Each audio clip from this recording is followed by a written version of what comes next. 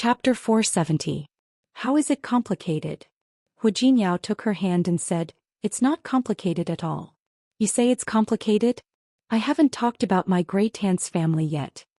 Hu Jinyao squeezed Su Qingsang's hand. He was afraid that she couldn't match him. He took out his phone and showed her the photos he had taken earlier. Hu Mingfan had a son and a daughter while Hu Mingqi had 2 sons. They were all of the same generation as Hu Jinyao and none of them were married yet. His great-aunt Hu Yongxiu was married to the commander of a military region. She was the youngest of grandfather Hu's 3 siblings, but she had 2 sons and a daughter. She only gave birth to her youngest son when she was nearly 40 years old. As a result, her son was about the same age as Hu Jinyao. Her uncle and aunt were already married. My aunt is also married to a soldier and is currently with my uncle in the garrison. His eldest uncle was also stationed in the army. He had a pair of twin sons. He was only 15 years old this year, so he could be considered one of the younger generation in the family. Stop. I'm dizzy. Even if there were photos with so many people, it would be impossible to remember them all. Hu Jinyao, can I wait until the party? Remember to remind me when the time comes? Hu Jinyao pinched Su Qingsang's nose. If you can't remember, then don't. I will remind you when the time comes. Yes. Su Qingsang nodded. So many relatives, including your cousins. They're not in the same place as you, so you probably don't have many opportunities to interact with them, right? Not many. My great-uncle used to be a high-ranking official. I used to go to his house for summer vacations, but it was boring. Because he was very busy, there were many people coming and going in his house every day. After that, I didn't like going anymore. What about grand-aunt? Grand-aunt? My great-aunt and her husband lived in the army, and it was not a place that ordinary people could enter. But I've been there a few times. He has a good relationship with my 2 uncles. Oh right. Hu Jinyao suddenly turned over and laid on top of Su Qingsang's body. My eldest uncle had a pair of twin sons. Should we also try our best? Give birth to a pair of twins. It would be even better if they were a boy and a girl. Su Qingsang patted him and said, "In your dreams. Twins? Whether to give birth to 1 or 2, whether to give birth to a boy or a girl, how could she decide?" You don't believe me? Hu Jinyao put his forehead against hers. You don't believe in my abilities? Don't. Su Qingsang hadn't decided if she wanted to have a child so early. Hu Jinyao turned her body around and trapped her firmly in his arms. You don't believe me, do you? Looks like I've been too relaxed with you these days. It's time to let you know how powerful I am. Hu Jinyao. Su Qingsang twisted her body and tried to dodge, but Hu Jinyao's hand was like an iron clamp. She couldn't break free at all. Before she could react, her lips were already sealed by him. His words disappeared from her lips just like that. However, in the end, Hu Jinyao still got up to get the condoms from the drawer. Under Su Qingsang's surprised gaze, he kissed her earlobe. Honey, if you want to give birth, then give birth. If you don't want to, we won't. Su Qingsang's eyes were watery. She suddenly leaned over and kissed Hu Jinyao on the cheek. Honey, you're finished. I won't let you go tonight. Su Qingsang blushed, but she still fought back. I'd like to see how you won't let me go. Compared with the enthusiasm in Hu Jinyao's room, the atmosphere in Hu Mingguang and Lu Tongjia's room was much colder. Hu Mingguang looked at Lu Tongjia with a look of disapproval. Uncle and aunt will come the day after tomorrow. How long do you want to be angry? These days, as long as Su Qingsang was at home, Lu Tongjia would not be at home. It didn't matter if it happened once or twice, but it would take a long time. Old Master Hu would probably be dissatisfied. Who's angry? Lu Tongjia had already taken a shower and was applying skincare products to her face. Her expression was not good. I just don't like her. What's wrong? No matter how much you don't like her, she's already with Hu Jinyao. Why do I have to what? Her biggest mistake was that she shouldn't have been with Hu Jinyao. Lu Tongjia put down the bottle in her hand and turned to Hu Mingguang. Did you see how hard Hu Jinyao was protecting her? Do you know how angry I was? Tongjia. As her husband, Hu Mingguang certainly knew what she was thinking. It's been so long and the child has grown up. No. Lu Tongjia's eyes suddenly turned red. I can't. Hu Mingguang, I'm telling you, I'll never be able to get over this. Hu Mingguang frowned. He got up and walked to her. Tongjia, just let it go. I said I can't let it go. I can't do it. Lu Tongjia suddenly grabbed his hand. Why? Why can he act like nothing happened? Marry a wife, have children and live happily? Why? Hua Mingguang gently patted Lu Tongjia and looked at her like a little girl. But he's your son after all. Your biological son. What can you do if you don't let it go? Lu Tongjia pushed his hand away and stared at Hua Mingguang with tears on her face. You let it go? You can let it go? I'm telling you. I can't. I'll never let it go. In my heart, Hua Jinyao will always be a sinner. He let me down. He'll never let me down. Hua Mingguang sighed in his heart. He knew that Lu Tongjia couldn't let it go. He put his hand on her shoulder. Tongjia, it's been so many years. Hua Jinyao has grown up. He's also sensible. No matter how much you hate him, it can't change the fact that he's your son. How can a mother and son hate each other overnight? I don't have a son like that. Lu Tongjia's voice was filled with hatred. I don't have a son who has no conscience. Don't try to persuade me. I'm telling you, I'll never forgive him in my life. Not ever. Lu Tongjia's soft cry echoed in the room. Hua Mingguang didn't speak. He looked helpless and slightly sad. Su Qingsang almost couldn't get up the next morning. When she got up, she looked at the bruises on her body and cursed in her heart. She felt that it was all her fault. After all, if she hadn't done that, Hua Jinyao wouldn't have gone crazy. She tidied up and went downstairs. Hua Jinyao had already gone to work. Old Master Hua saw her coming down and waved at her. Qingsang, are you going to the hospital today? Yes. Su Qingsang nodded. City First Hospital. Let Lin drive you there. No need. I'll drive there myself. Li Qianxue bought 2 cars, one of which was a sports car. Su Qingsang naturally didn't want to drive it. However, she had already tested the other SUV yesterday. Its performance was good in all aspects. She planned to drive it to work on weekdays. It just snowed here, so some roads might be a little slippery. Southerners might not be used to driving here. If you drive by yourself, remember to be careful. Got it, Grandpa. I'll be careful. Su Qingsang was very grateful to old Master Hua. He really treated her as his granddaughter-in-law. After leaving the house, Su Qingsang turned on the GPS. The scheduled check-in time was 10:30. There was still time for her to go. Su Qingsang walked into the hospital and smelled the familiar smell of disinfectant. She successfully found the gynecology department. The director here was Sun Huiya, Zhang Qiubai's classmate. Su Qingsang took the recommendation letter and found Sun Huiya. Su Qingsang, right? Sun Huiya looked at the recommendation letter in her hand and looked up at Su Qingsang. She was less than 50 years old, wore a pair of glasses and looked very friendly. Yes. I'm Su Qingsang. I've heard my teacher mention you before. She told me to learn from you. I wouldn't dare to say that I'm learning. It's the world of you youngsters now. I've read the 2 papers you've published in the journal. Not bad, the younger generation will surpass us in time. Sun Huiya put down the recommendation letter in her hand and looked at Su Qingsang. Although Su Qingsang was her old classmate's favorite student, there were still some things that needed to be made clear. You might not know about our hospital. It's bigger than Lin City and it receives more patients. He was usually tired as well. If you feel tired or busy, you have to think it through. If you think it's okay, I'll get someone to take you through the procedures. You'll start working in a few days. Don't worry, Teacher Sunday. Since I'm here, I'm a part of the first hospital. I'll work hard. Hintel. I've also heard your teacher talk about you. It's just that there are some things that we should say first. It's better than complaining later. Don't you think so? Understood. Su Qingsang nodded. Sun Huiya called someone over and took Su Qingsang to go through the admission procedures. This is my student Jing Qinyu. Let him take you there. Thank you, Teacher Sunday. Su Qingsang was a little surprised to see Jing Qinyu. After all, there weren't many men who studied obstetrics and gynecology. Oh, my name is Su Qingsang. Oh, I'm Jing Qinyu. After the 2 of them introduced themselves, Jing Qinyu took Su Qingsang to the hospital to go through the procedures. He was tall and thin and looked very gentle.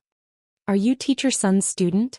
In Su Qingsang's previous school, all the obstetrics and gynecology departments were women. This was the first time she had seen a man. Are you surprised to see a man studying gynecology? Jing Qinyu saw the curiosity in Su Qingsang's eyes and joked. After all, there aren't many men who study this. A little. Su Qingsang nodded in agreement. There aren't many. It was the same reason why there weren't many female doctors who went to study andrology. I was the only one in my class. You don't know how miserable it was. I never dared to skip class in school. I would be called to answer questions every time. I think your teacher must pay special attention to you. I don't need special attention. After all, I'm the only one who pays attention to me.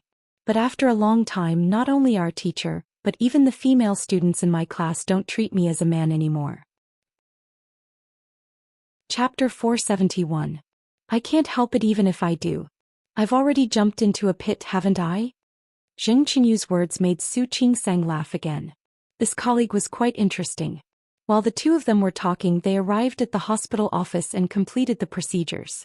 Because tomorrow was the weekend, they decided to start work next Monday. After coming out, she thanked Zheng Qinyu and left. Su Qingsang began to look forward to working here in the future. It seemed that the colleagues in this hospital were not difficult to get along with. She believed that they would be able to cooperate well in the future. Walking out of the hospital gate, Su Qingsang got into the car. As soon as she drove out of the hospital gate, she saw a thin man in front of her running in her direction. The figure quickly ran across the road. Before Su Qingsang could stop, the thin man was followed by a very tall man who was running after him. Su Qingsang was about to step on the brake, but the man had already rushed to the front of her car. Su Qingsang was shocked. Just as she thought that she would crash into him, the man jumped directly in front of her car. Su Qingsang had no choice but to step on the brake. As soon as the car stopped, the man behind had already jumped forward with the force of the car. Next, she saw a special effect scene that could only be seen in movies. The man kicked the thin man in front of him and directly kicked him to the ground. Ouch! The thin man lay down. Before he could get up, the tall man had already stepped forward and stepped on him.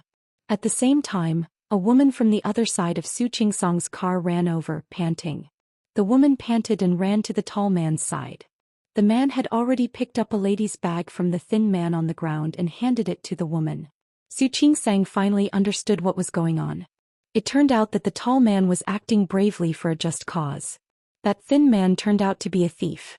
Your bag. Thank you. Thank you. The woman took her bag and checked it. Everything is here. Thank you so much for today. She was panting as she spoke. Obviously, she had run all the way here. You're welcome. The tall man reached out, bent down, and easily picked up the thief. The moment he was picked up, he immediately cursed. Bastard, you ruined my plan. Believe it or not, I won't be polite to you. The tall man twisted his hands behind his back. The thief screamed again. Let go. Who do you want to be rude to? I was wrong. Let go, let go. When the thief saw the man's figure, he quickly begged for mercy. I have eyes but failed to recognize Mount Tai. Hero, please have mercy and let me go. Su Qingsang almost laughed out loud. Are all thieves nowadays so good at writing? It was really a pity to be a thief. Don't worry, when we get to the police station I will naturally let you go. As the tall man spoke, he twisted the thief's arm and left. His movements were clean and efficient. After watching for a while, the onlookers dispersed. Su Qingsang looked at the scene in front of her. He clicked his tongue in his heart. How amazing. The skill. It was truly amazing. From the looks of it, that person should be an undercover police officer. Are all the police uncles so skilled now? As the car continued to move forward, Su Qingsang saw that the thief was still cursing, but the tall man kept twisting his hand and refused to let go. Because she was driving, Su Qingsang only took a quick glance through the rearview mirror. That man was quite handsome, wasn't he?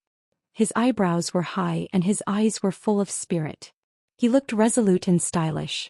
While the police nowadays were not only skilled but also handsome. Indeed, all the handsome had been handed over to the country.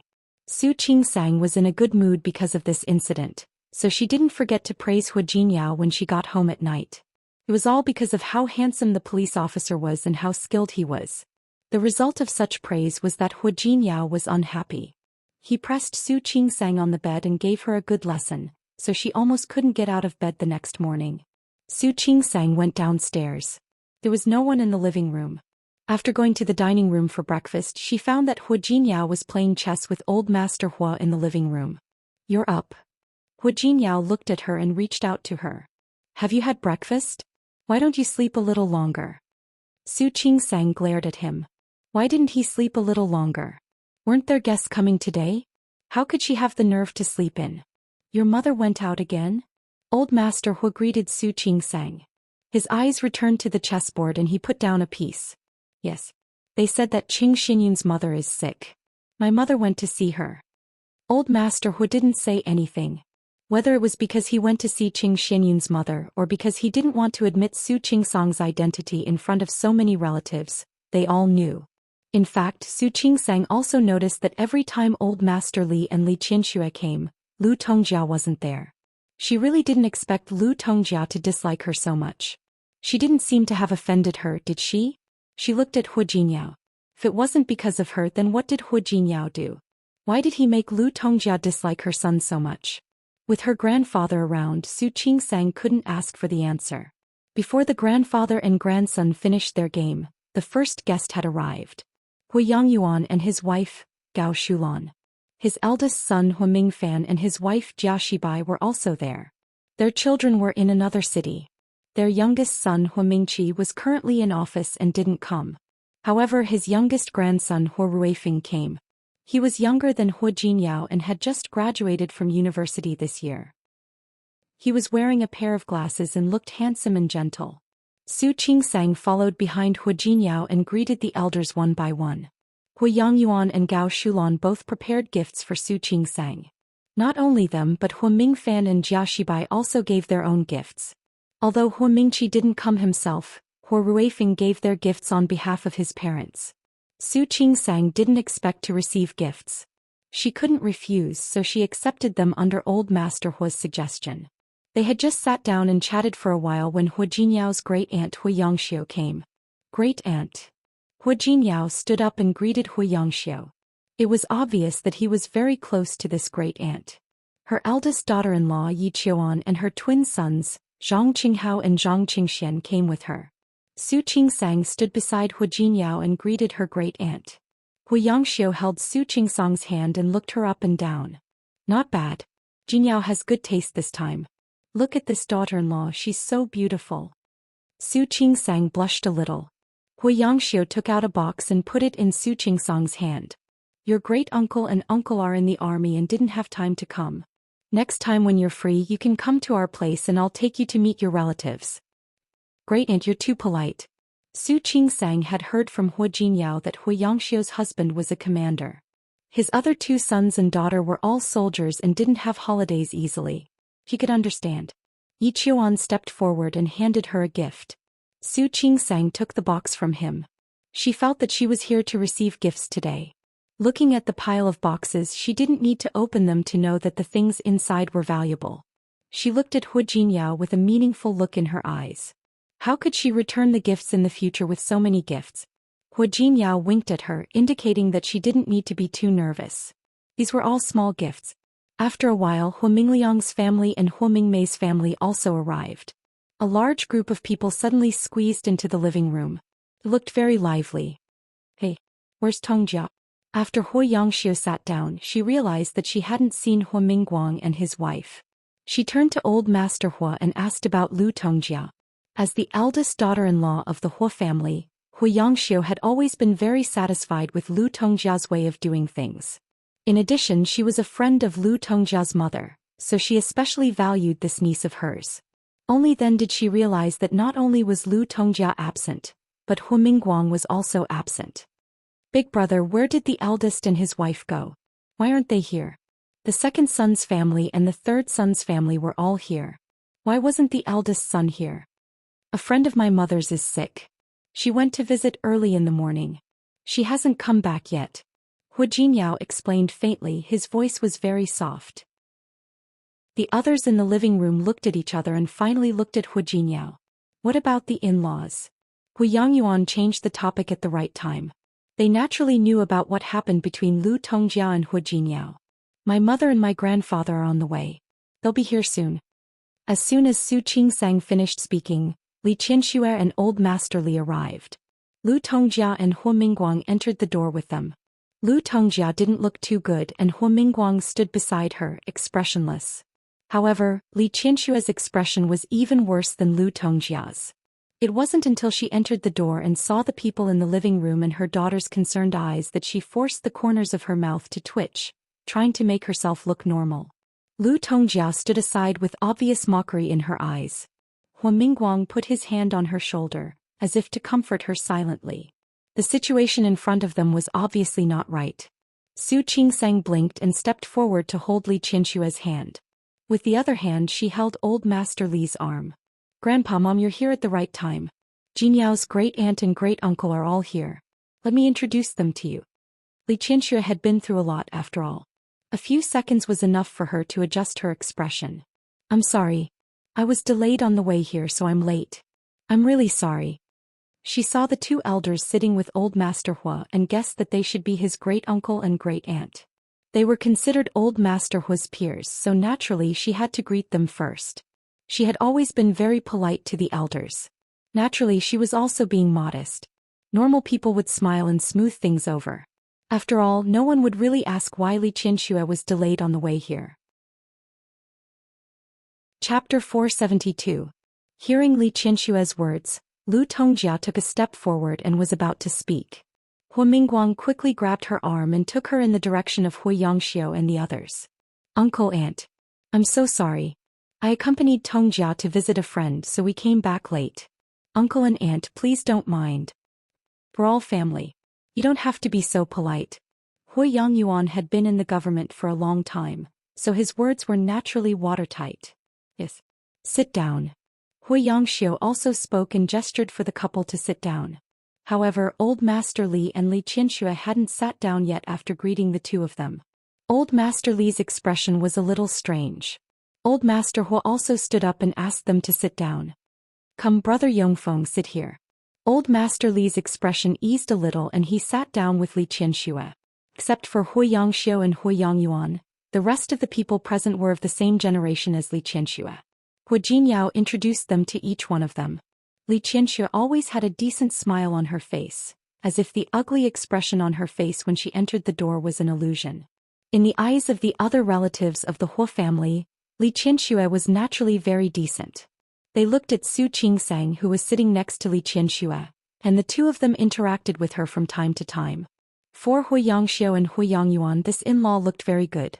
However, for people like Hua Mingliang and Hua Mingmei, who had always known that Su Qingsang was just an illegitimate daughter, the scene in front of them was suspicious.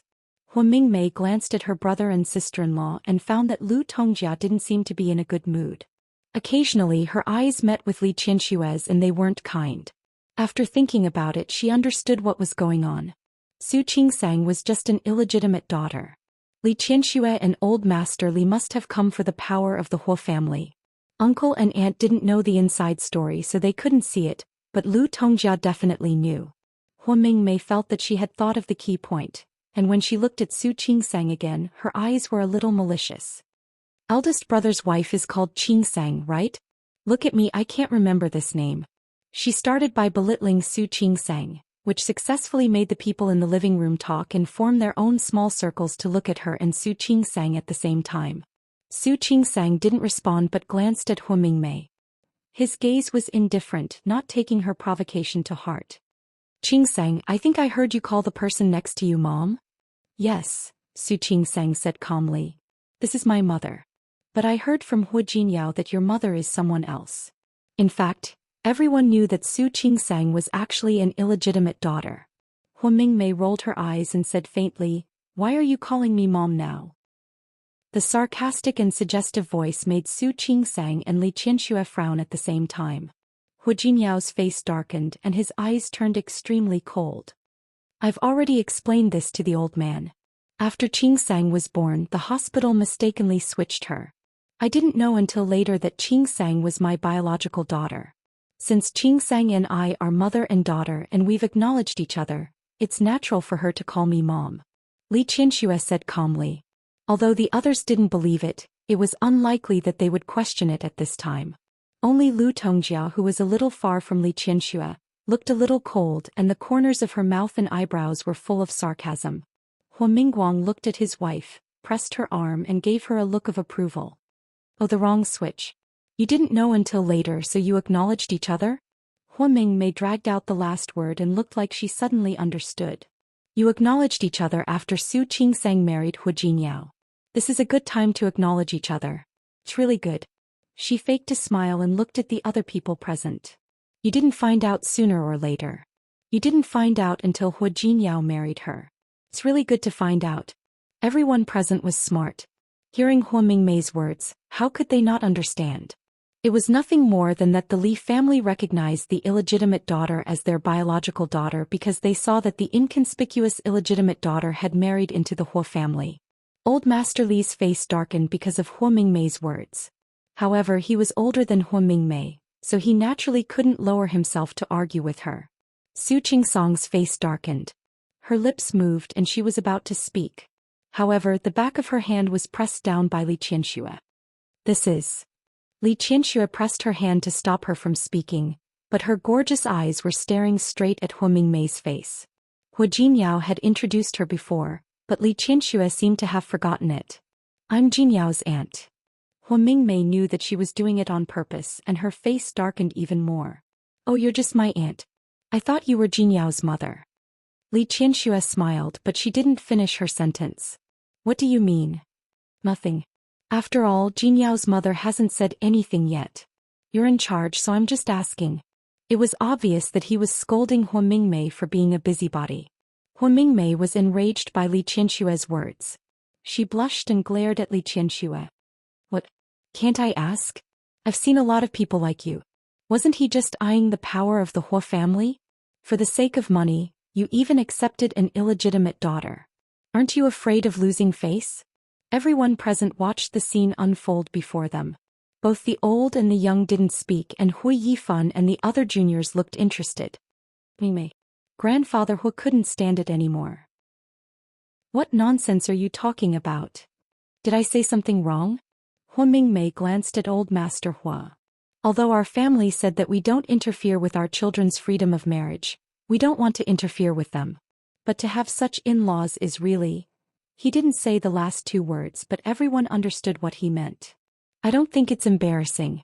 Li Qianxue saw that Hu Jinyao was about to speak, but she spoke first. Her voice was still calm. You know who your daughter is, but you don't acknowledge her. That's embarrassing.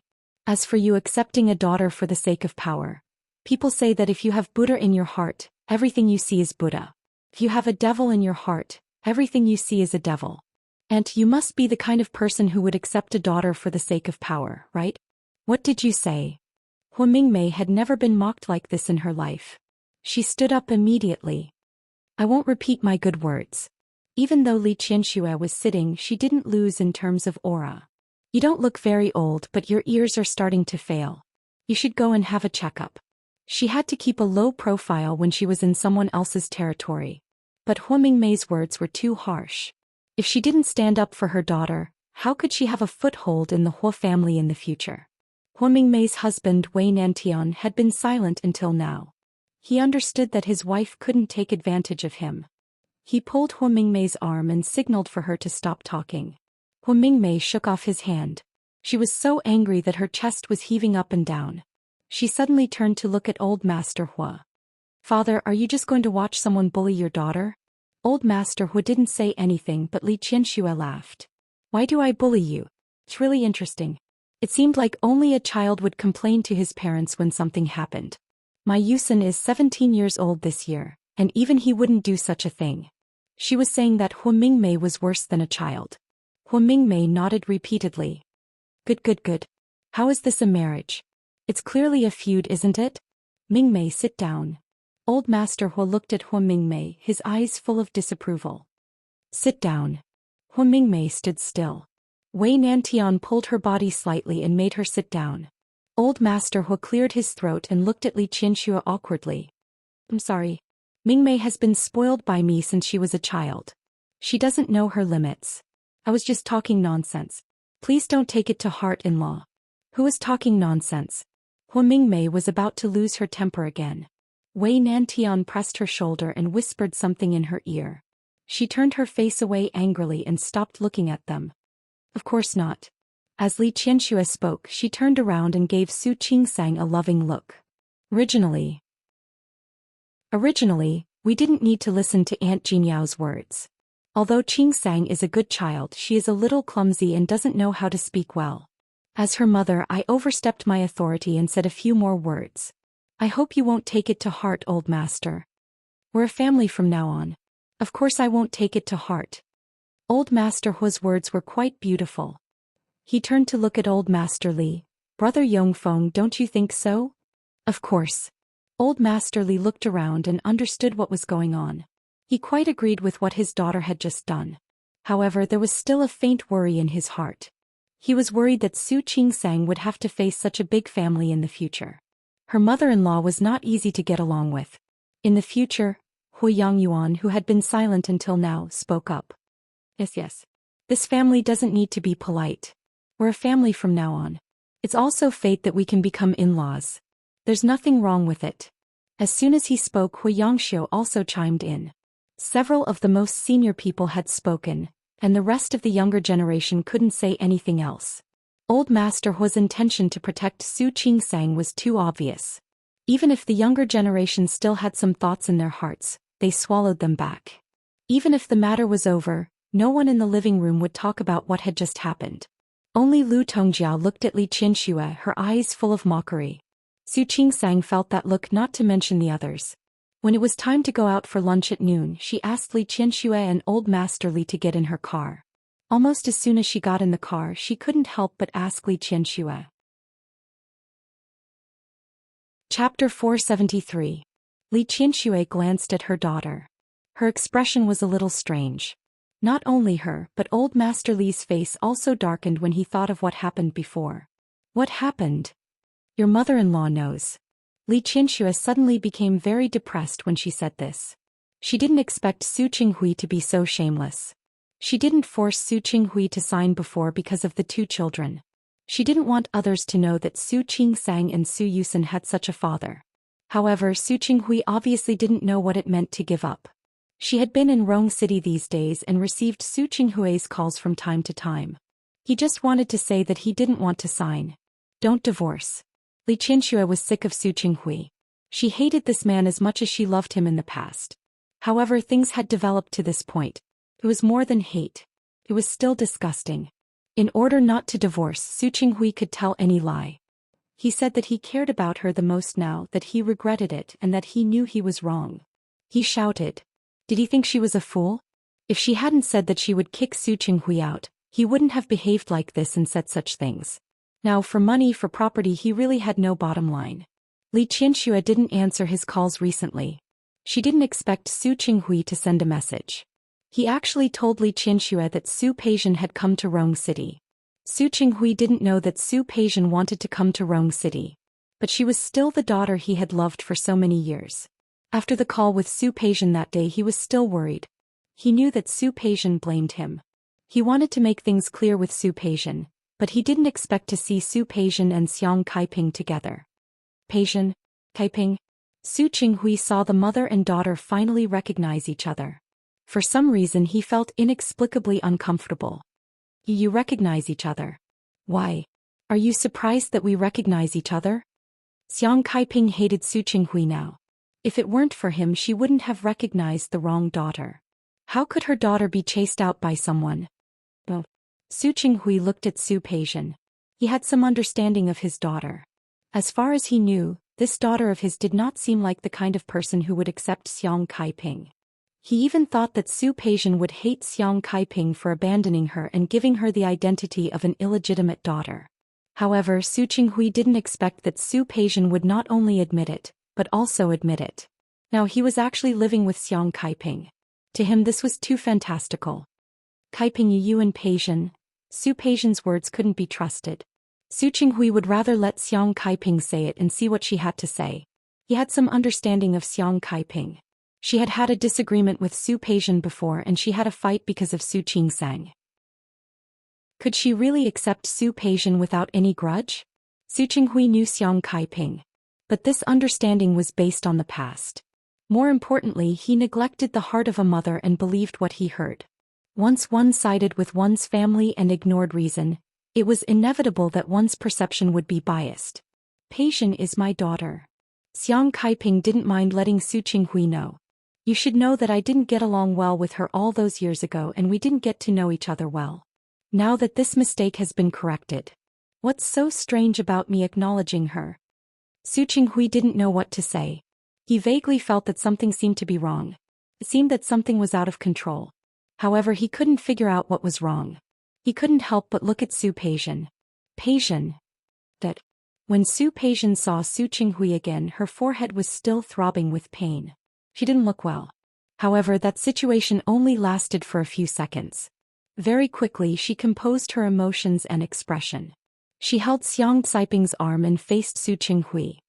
You seem to think that it's strange. Actually, there's nothing strange about it. After all, I'm my mother's daughter. Isn't it normal for me to acknowledge her? Peijian. Su Qinghui looked at his daughter. Not only did the feeling in his heart not disappear, but it also increased. He didn't want to speculate about his daughter with malice. However, Su Peijian's behavior made him instinctively feel that something was wrong. That. Aren't you happy that I acknowledged my mother?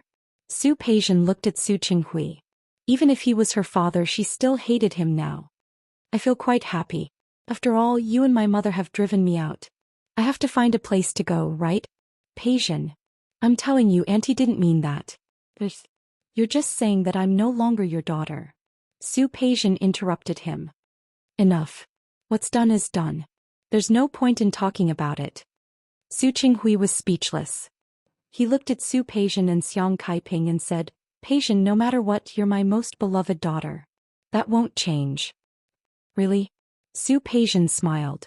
She took a step forward before Xiang Caiping could speak.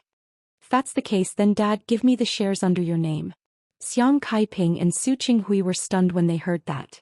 Especially Su Qinghui, who didn't expect Su Peijian to make such a request. He knew that Su Peijian was angry with him and thought that it was because she was unhappy with him. Peijian, this is impossible. With Li Qianshue's agreement, he couldn't give the shares to Su Peijian. Moreover, he had already made Li Qianxue so sad before. If he gave the company's shares to Su Peijian, he was afraid that Li Qianxue would never forgive him. It was true that he loved Su Peijian, but Su Peijian had acquired a lot of assets over the years. Secondly, he still felt sorry for Li Qianxue. He still wanted to ask for Li Qianshue's forgiveness. Under such circumstances, he would never do anything to make Li Qianxue unhappy.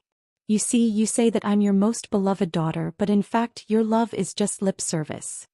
Peijian. Su Qinghui couldn't agree with such words. If you want something else, I can give it to you. But the shares of Li Group, they belong to your auntie. I have no right to give them to you. It's true that they belong to my auntie. But who will she give them to in the end? Su Qingsang? Ziyusen? Anyway, I won't get a share. Right? So you have used your actions to prove that you don't treat me as a daughter at all. Since that's the case, why do you have to say that you treat me as your most beloved daughter? Don't you think it's fake? Peijian. Su Qinghui had been mentally and physically exhausted in the past few days. His wife wanted to divorce him and his 2 children were not close to him now. And his children who used to be close to him were now alienating him. Now that she said such words, Su Qinghui took 2 steps back and looked at his daughter in shock. Peijian. You should know how I've treated you all these years. I can give you what belongs to you. But what doesn't belong to you, what belongs to me is the identity of an illegitimate daughter, isn't it? You let me enjoy the life of a rich young lady for more than 20 years, and then you beat me down to the ground. Is this your love for me? Peijian. Su Qinghui's expression was ugly. He didn't expect that his most beloved daughter would fight back like this. And he couldn't even resist. Su Peijian sneered and her tone became sharp. Dad, there's no need to say more. I don't want to hear it. You can go now. I don't want to see you. Peijian. Go. Su Peijian turned around and looked at Xiang Caiping. I already have my own mother now. I will live a good life with my mother in the future. As for the rest, since you said it doesn't belong to me, I have nothing to say to you. Peijian, no matter what, I am still your father. Yes. Don't I call you Dad now? You can go. Su Qinghui wanted to say something, but Xiang Caiping took a step forward. Are you going or not? My daughter said she doesn't want to see you. That. You don't have to come to me anymore. Su Peijian didn't mind letting Su Qinghui know where she was going. My mother and I have decided to leave Lin City. So please don't come here next time. Leave Lin City. Su Qinghui looked anxious. Where are you going? My mother used to develop in Rong City. Now she wants to take me back to Rong City to continue living. That. You don't want me, but that doesn't mean my mother doesn't want me either. You are not willing to give it to me. My mother is willing to give it to me. So please don't come to us in the future. Peijin, that's right. Xiang Kaiping also took a step forward. Su Qinghui, we have nothing to do with you now. Please don't come to us in the future. The two of them had the same attitude. Su Qinghui had no choice but to turn around and leave. After he left, Su Peijin looked at Xiang Kaiping. Mom, did you see that? That's how Dad treats me. Xiang Kaiping looked at Su Peijin, her eyes a little conflicted. Why did you ask your father for shares? It was true that she wanted to recognize her biological daughter. However, she didn't think that Su Peijin had the right to take the shares of Li Group. More importantly, she and her mother didn't want the things that belonged to that woman.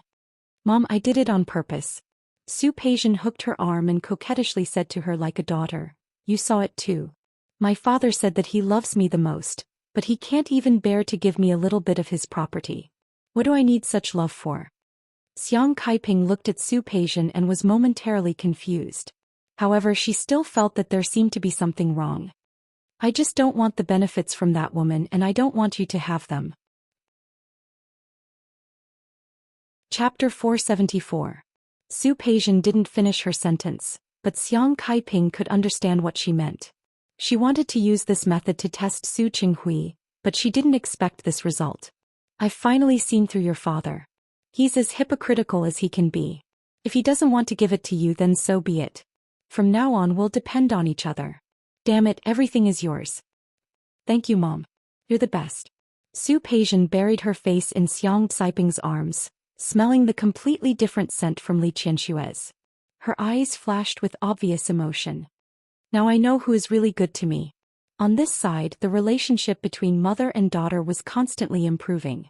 On the other side, Su Qinghui sat there in a daze after getting into the car. He didn't want to speculate about his daughter with the worst of intentions. However, Su Peijin's tone and expression just now made him feel that she meant it. She really wanted the shares of Li Group and really wanted to return to the Su family. The problem was that he didn't have the initiative in these two things now. Li Qianxue insisted on divorcing him, and he wanted to return to the Li family but couldn't. How could he give the shares of Li Group to Su Peijin? Even if he really had that ability, he didn't want to hurt Li Qianshue's heart anymore. Thinking that every time he called Li Qianxue in the past few days, they ended on bad terms, his heart was filled with bitterness. Now, Li Qianxue didn't even want to talk to him more than a few words. Every time he called, she asked when he would sign the papers and when the divorce would be. More importantly, no matter what he said, no matter how many words he said, Li Qianxue didn't believe a word. She scolded him for being shameless and shameless. She said that he would do anything to not get a divorce. He really wanted to be shameless. He really wanted to be shameless for once. However, listening to Li Qianshue's words, not only could he not get angry, but he only felt heartache. So, this was how Li Qianxue felt when he talked about her like that before. Thinking about it in her shoes, he would understand how she felt at that time. But now he understood, and Li Qianxue was no longer willing to believe it. Su Qinghui was very busy these days. On the one hand, he was busy looking for Su Peijin, and on the other hand, he was busy with the company. He knew that Li Qianxue no longer trusted him, but some things, some projects were handled by him. Even if he wanted to divorce Li Qianxue, he wanted to settle the matter first. Even if all his actions now fell into Li Qianshue's eyes, he still had to do it. Now that he knew that Su Peijin was going to Rong City, he felt that he should tell Li Qianxue and Su Qingsang.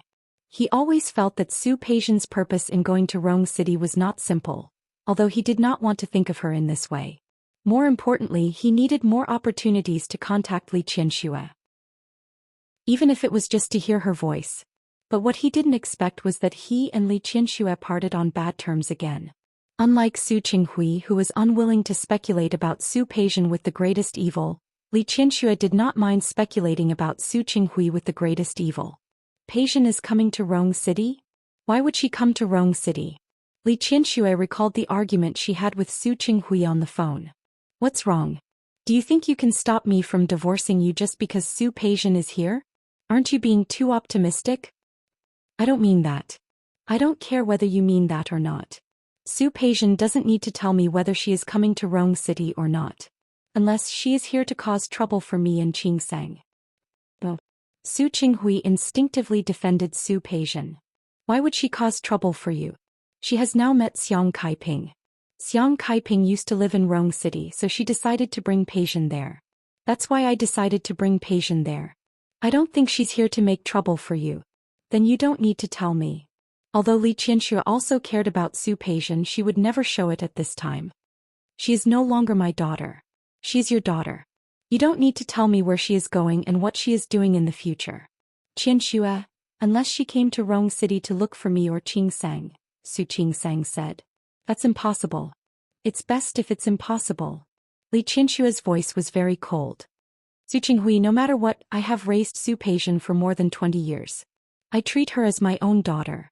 I have given her everything I can. If she can still blame me or Qing Sang in her heart, then I can only say that she is really not a good person. Qianxue, don't say things like that. Peijian was brought up by you. Although she is a little spoiled and a little willful. But her nature is definitely not bad. You know this as well. I don't know. Of course, Li Qianxue was willing to believe that Su Peijian's nature was not bad. No matter what, she was the daughter that she had raised. She would not and did not want to think badly of Su Peijian. However, when facing Su Qinghui, Li Qianxue did not want him to think too much. Just like I once wanted to believe that even if you didn't love me. But there was still the minimum respect and honesty for me. In the end, I found out that my respect and honesty were a joke. You replaced my daughter and made my daughter grow up with the reputation of being an illegitimate daughter. And made her even more ridiculed now. Su Qinghui, now you are talking to me about trust. Do you think you still have trust in front of me? Qianxue. Don't call my name. Li Qianxue could not think about those things. In fact, she did not want to think about what had happened before. For the past few days she had been accompanying her daughter and accompanying her old father to walk around and look around. Originally she had begun to feel much more cheerful. However, Su Qinghui always had to call from time to time and appear in front of her, making her feel like she was being stared at by a fly. Su Qinghui, since you exchanged Qing Sang and Peijian's identities and made Qing Sang an illegitimate daughter, I have nothing to say to you anymore. I have nothing more to say to you. I only have one request now, and that is for you to sign the divorce papers. Qianxue. If you still have a little conscience, don't think that you can get more benefits from maintaining this marriage. That's impossible. I don't think so, Qianxue. I've said it before. I don't want to get a divorce because I realize that you are the most important person to me. Su Qinghui, before I completely hate and disgust you, put away your hypocritical words that make me sick. If you really think that I am the most important person to you as you said, then I only hope that you sign the divorce papers. I will take this as your last kindness to me. Li Qianxue received Su Qinghui's call when she was about to reach the Huo family's house with Old Master Li. She didn't want Old Master Li to worry, so she took her phone to the other side to make the call. The location she chose was the corner of the courtyard wall outside the Huo family's house. She clearly saw that there was no one there, but when she hung up the phone, she found that Lu Tongjia happened to be standing not far in front of her. Li Qianxue did not know how long she had been listening, nor did she know how much she had heard. However, when she met Lu Tongjia's half-smile and mockery, she did feel awkward and uncomfortable. She wanted to turn around and leave as if nothing had happened, but Lu Tongjia walked towards her step by step. She tilted her face and stared at Li Qianxue. Change children? Divorce? Naturally, Li Qianxue felt uncomfortable when someone heard her most embarrassing thing. However, this woman was Lu Tongjia, the Lu Tongjia who had been at odds with her from the beginning. Eavesdropping doesn't seem to be the behavior of a gentleman. Eavesdropping? Lu Tongjia looked at Li Qianxue as if she was watching a joke. Do you want me to remind you that the land you are standing on now belongs to the Huo family? She said that she was eavesdropping in the Huo family's territory? If I remember correctly, I don't think I stepped into your yard. Indeed you didn't. Lu Tongjia didn't want to argue with Li Qianxue anymore. She smiled coldly and looked a bit sarcastic. But you are standing on the road talking about these things. How can you blame others for eavesdropping?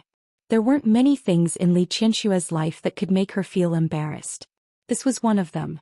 Most importantly, the person who heard it was Lu Tongjia. She knew all too well that this woman had a problem with Su Qing Sang. She might say something unpleasant to Su Qingsang.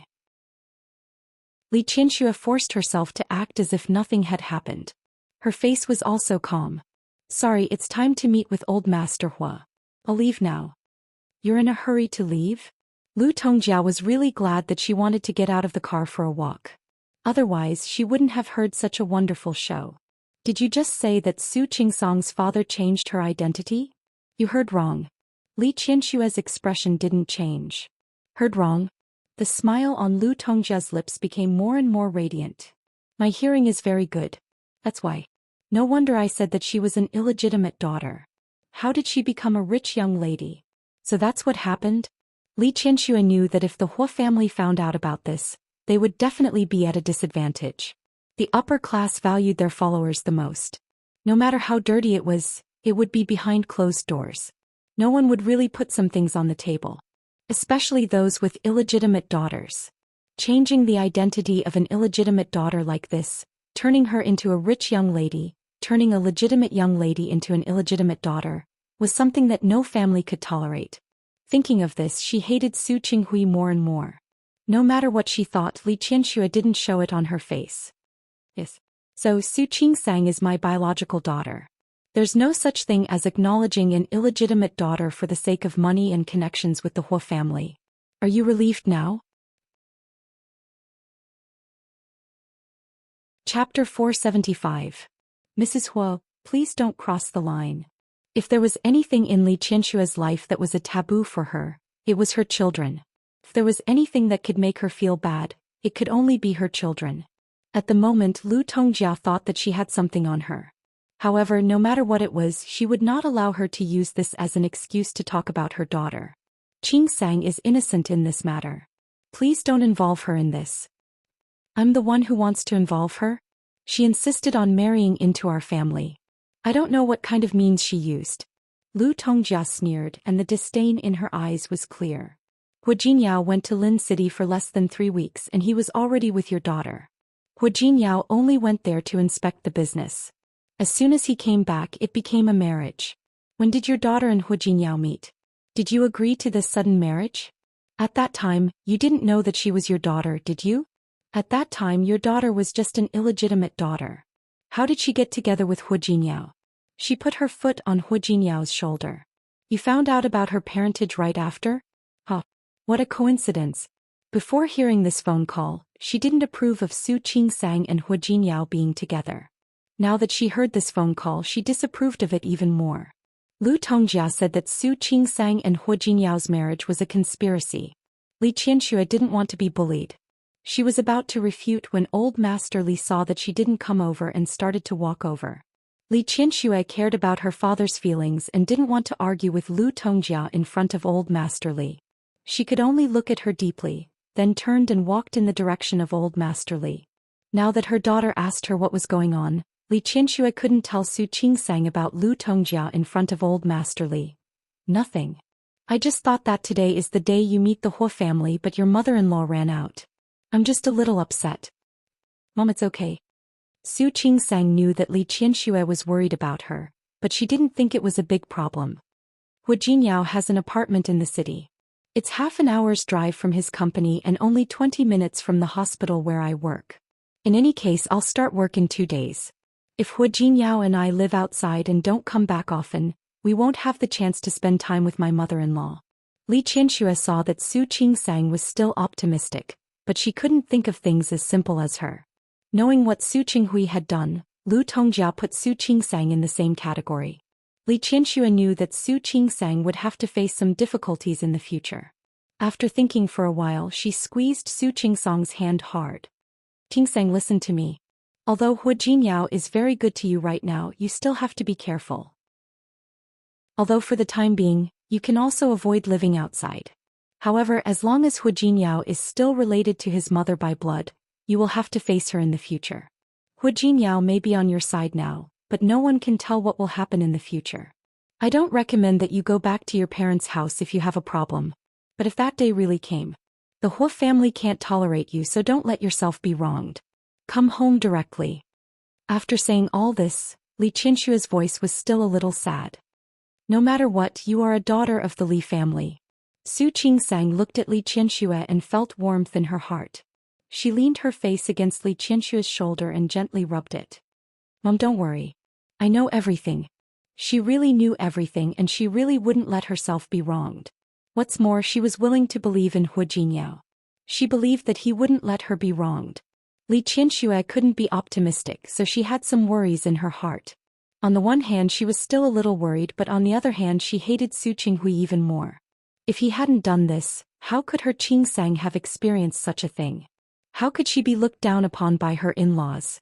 Su Qinghui, I will never forgive you. The restaurant was booked at a very famous 5-star hotel near the Huo family's house. In the large private room, the Huo family and the Li family were sitting at 2 tables. Old Master Huo arranged for Old Master Li to sit next to him. Then he asked Li Qianxue to sit next to Old Master Li. On the other side were Hu Jinyao and Su Qingsang. On the other side were Hu Yangyuan and Hu Yangxiu. Their attitude was enough to explain everything. With Old Master Huo around, no matter how much Lu Tongjia disliked Su Qingsang, she didn't show it. The elders were in one circle and the juniors were in another. The atmosphere of the meal was quite good. Especially towards the end, Old Master Huo looked at Old Master Li and his eyes fell on Su Qingsang. Brother Yongfeng, I like Qingsang very much as my granddaughter-in-law. You don't have to worry. Even if you aren't in Rome City, I will still treat her as my own granddaughter. Of course I'm not worried. Old Master Li's words were very tactful. With your words, Brother Huo, what else do I have to worry about? You don't have to be too accommodating to her. If there's anything wrong with her, feel free to point it out. Since you treat her as your own granddaughter, say whatever you want to say. Old Master Huo smiled and said, how can there be anything wrong with her? If you ask me, I only have one request for Qingsang right now. Turning to Su Qingsang, Old Master Huo's eyes were full of teasing. Ask her to give birth to a big fat boy so that I can see my great-grandson before I go into the coffin. I don't ask for anything else. Grandpa. Su Qingsang blushed, but she still added, you're not old. You want to live to 100 years old. Ha ha ha. Old Master Huo laughed and waved his hand. I don't expect to live to 100 years old. When I see my great-grandson one day, I can die with peace of mind. Dad. What are you talking about? Huo Mingguang got up and poured a cup of tea for Old Master Huo. Such a good day. Don't talk about it. Yes. I'm old and confused.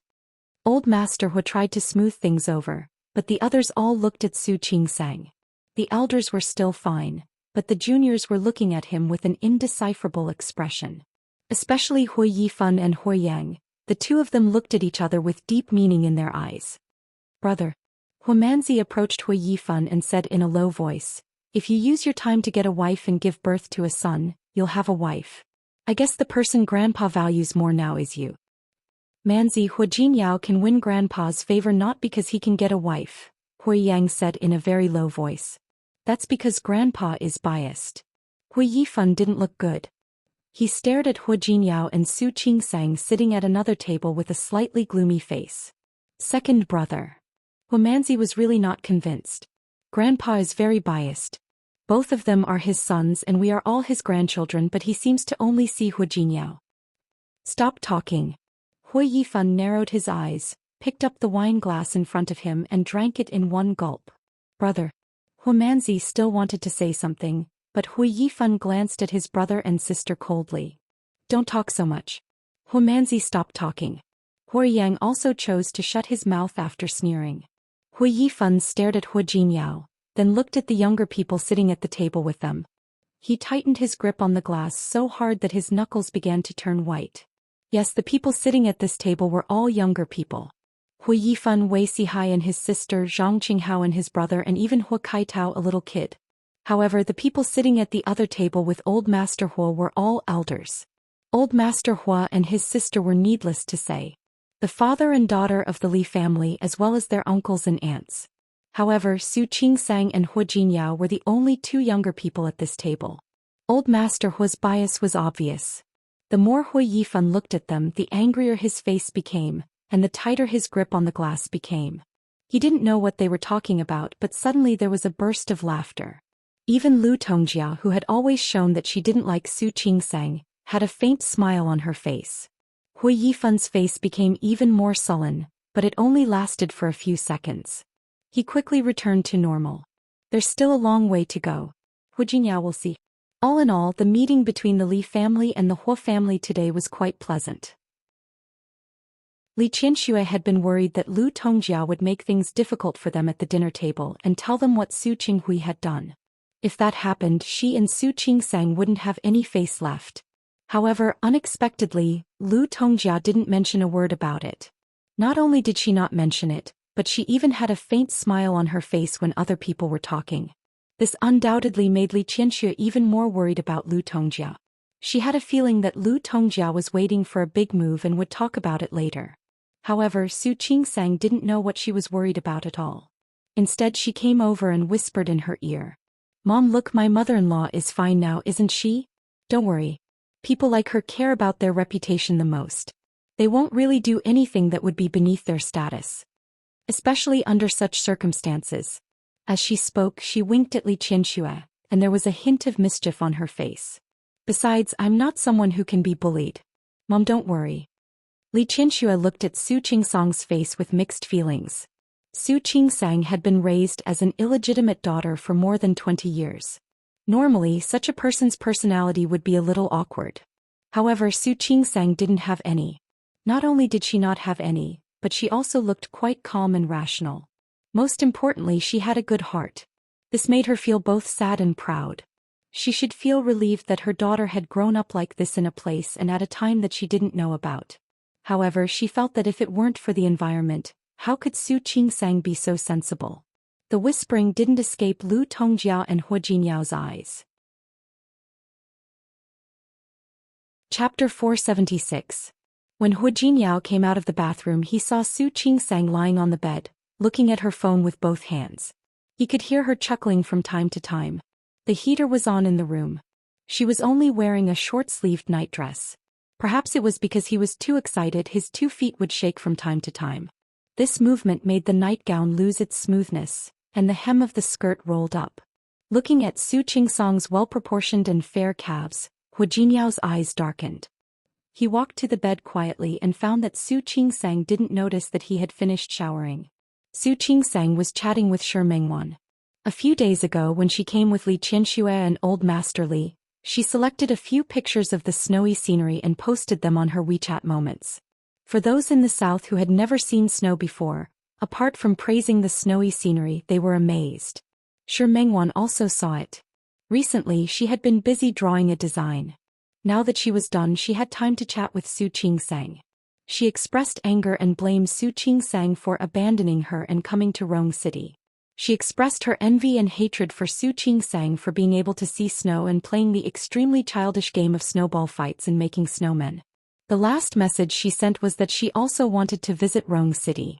In order to tease her, Su Qingsang casually threw a few pictures of the snowy scenery at her. There was also a line of text attached. "Come on. Come on. I'll show you the snow when you come. Also, I have a big secret to tell you." Li Qianxue and Old Master Li were not in the photos she sent. As for the fact that she and Li Qianxue had acknowledged each other, things had been happening every day since they had acknowledged each other. For a moment she didn't know how to tell Shi Mengwan. Shi Mengwan still thought that Su Qingsang had come with Xiang Kaiping. She even asked about Xiang Kaiping a few times. Thinking of Xiang Kaiping, Su Qingsang had mixed feelings. Speaking of which, what did Xiang Kaiping do wrong? She had simply fallen in love with the wrong person back then, and now she had recognized the wrong daughter. Su Qingsang still had Xiang Kaiping's number in her phone, and she had not deleted Xiang Kaiping from her WeChat contact list. However, she did not have the courage to contact Xiang Kaiping. Xiang Kaiping's accusation the other day made Su Qingsang sad, but at the same time she felt a great deal of guilt and self-blame. Regarding Shi Mengwan's question, she could only tell her that she would know when she came. This time she changed the topic and talked about the interesting things that happened in Rong City. Shi Mengwan felt another wave of envy and jealousy.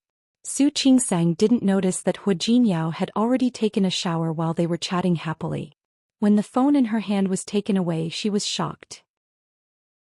When she turned around, Hua Jinyao happened to be on top of her. Hua Jinyao.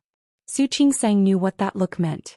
For the past 2 days, This fellow had been saying that absence makes the heart grow fonder, tormenting her to no end. She had been tired for the whole day and really needed a good rest. I'm very tired today. I need to rest. Yes. It's good for your health to sleep after it's done. Nonsense. How could he say something without any scientific basis without batting an eyelid? Whether it's nonsense or not, you'll know after you try it. Putting her phone on the bedside table, Hu Jinyao's hand went back to her body and slowly reached for her skirt. Wait. Hu Jinyao propped up his arm and looked at her. His raised eyebrows silently showed that he would not stop. Just once, okay? Su Qingsang wanted to beg for mercy. He had a husband who was very strong. What could she do? Just once. I'm very tired today. Hu Jinyao stared at her little face and nodded. Just once. Hu Jinyao didn't ask what had happened between him and Lu Tongjia. No matter what Lu Tongjia knew or wanted to do, he would be there. However, that night Hu Jinyao, who was extremely tired, had another nightmare. Endless darkness surrounded him. He tried hard to escape, but he couldn't. He could only keep running in the darkness. However, no matter how hard he ran, he couldn't run out of the darkness. At the end of the darkness was a vaguely familiar face. He looked at the familiar face and seemed to find the direction. He tried hard to run in that direction, but when he got closer, he saw the person's face clearly. The person put his hand on his neck and kept squeezing. Why don't you die? Why don't you die? The suffocation made Hu Jinyao wake up from the darkness. He patted his chest and kept panting. Hu Jinyao. Su Qingsang was really tired. Even the movement of the person beside her couldn't wake her up completely. She reached out and touched Hu Jinyao's hand subconsciously. Don't come. Sleep. Her hand was soft and warm. Hu Jinyao gently held her hand and felt the softness and warmth of her palm. He laid his body flat again, lay down beside Su Qingsang and fell asleep. He held her waist tightly and let her fall asleep against his chest. The dream just now became blurred. Hu Jinyao closed his eyes and fell asleep again. This time the nightmare didn't come again. Holding Su Qingsang, he dreamlessly slept until dawn. Rong City Airport. Su Qingsang looked at Li Qianxue and Old Master Li. She held Li Qianxue's hand and her eyes were full of reluctance. Didn't you say you would stay for 10 days to half a month? Li Qianxue was also reluctant, but she had to go back to Lin City because something happened. Holding Su Qingsang's hand tightly, Li Qianxue tried not to let her eyes turn red. I really want to take you back. That's good. I'll buy another ticket now and go back with you. Nonsense again, right? Li Qianxue looked at Hu Jinyao, who was standing next to her. You just say it. How can you bear to? Why not? I'll book the ticket now. Su Qingsang took out her phone as she spoke. Li Qianxue pressed her hand. Look at you, why are you throwing a tantrum? I'll let it go this time.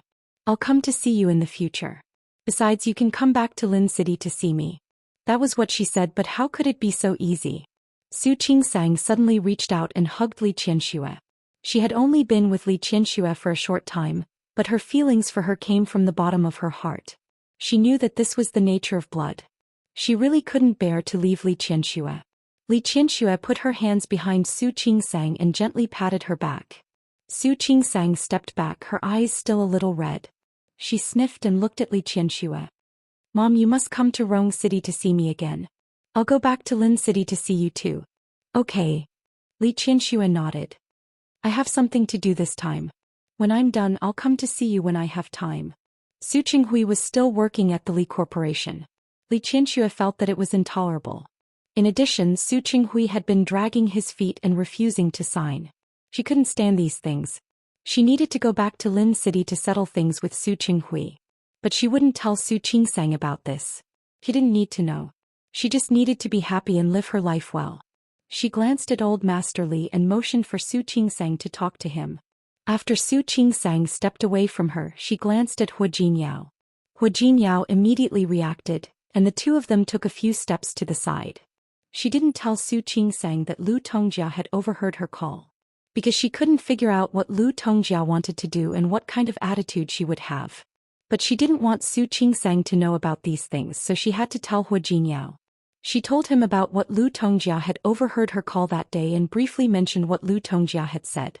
After saying this, Li Qianxue looked at Hu Jinyao and said, Jinyao, I know you're a good person. But your mother does make me worry sometimes. So you don't mind me saying a few more words now, do you? In fact, after the last meal she had told Su Qingsang some things about how to get along with Lu Tongjia. If flattery didn't work, then avoid the other party. As long as she didn't have any positive impulses and could maintain a superficial peace, it would be fine. However, if Lu Tongjia used her mother-in-law's identity to make things difficult for Su Qingsang, it would be a little awkward. At this time she could only let Hu Jinyao do it. Don't worry, Mom. I won't let Qingsang be wronged. That's good. When Li Qianxue spoke, she was still a little uncomfortable. Jinyao, don't blame me for being nosy. You also know that this child has been raised in the Su family as an illegitimate daughter. She has been wronged a lot since she was a child. I really don't want to see her be wronged anymore. Don't worry. I won't. I'm not an unreasonable person. If it's a small matter, it's fine to suffer a little. As a mother, I won't say anything. But your mother said that she cheated you into marrying her, and that she used a trick to make you marry her. These words sound too heart-wrenching. That's why I couldn't help. I know it all.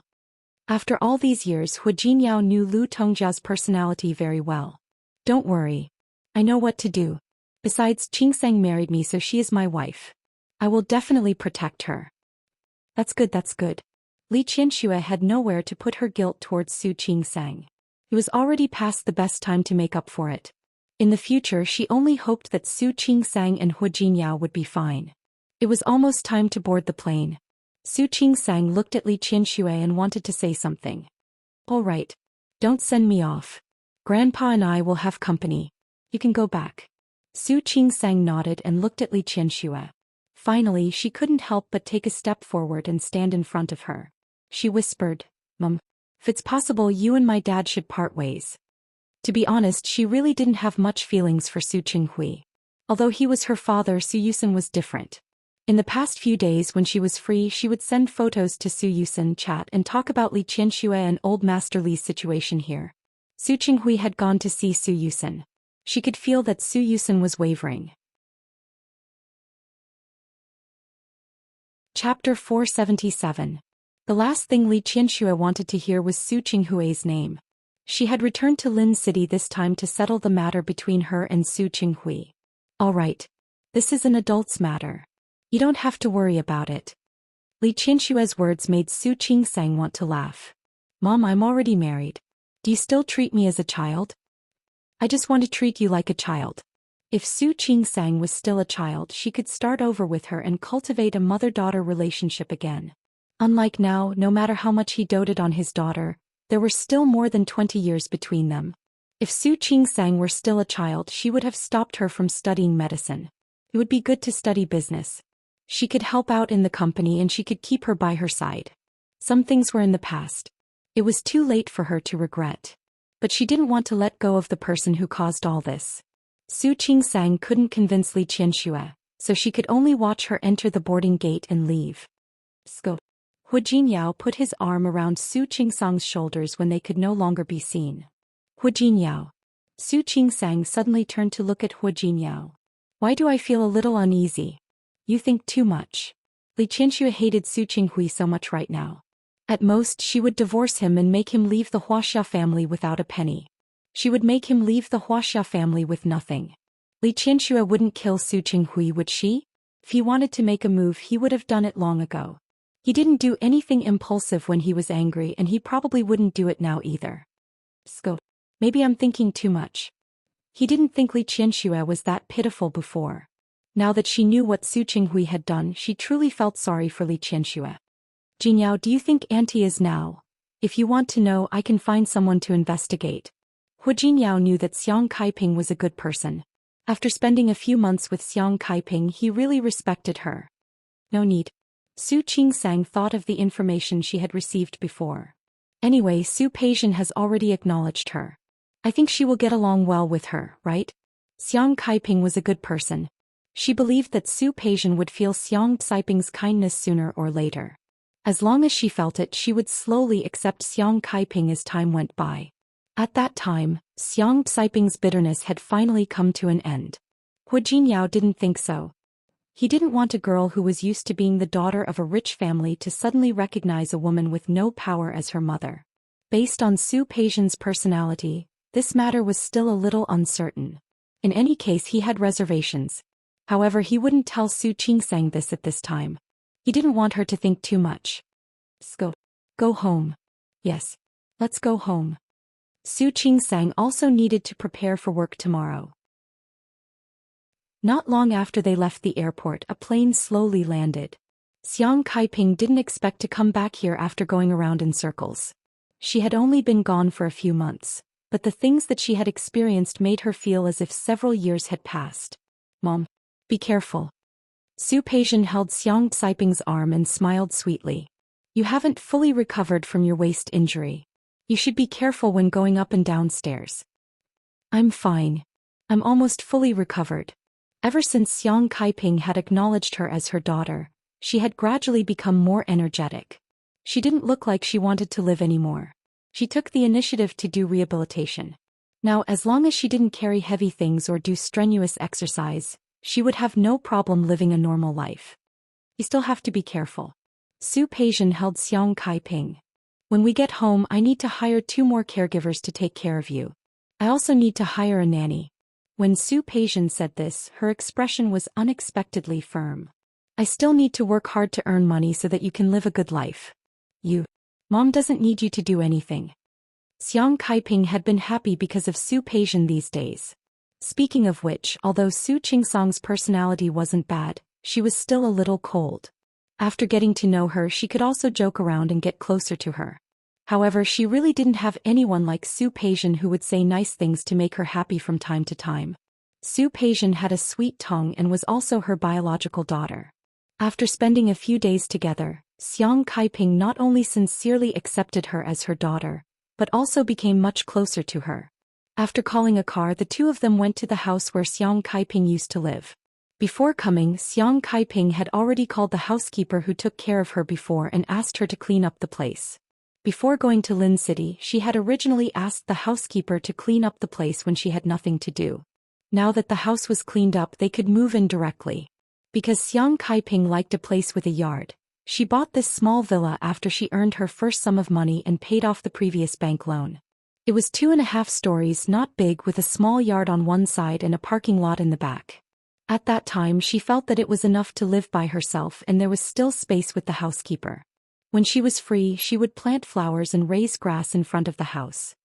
Look, I haven't taken care of it for a while and the garden has deteriorated.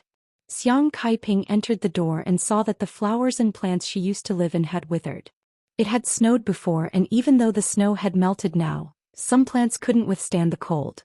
She was so focused on her own yard that she didn't notice Su Peijian's expression.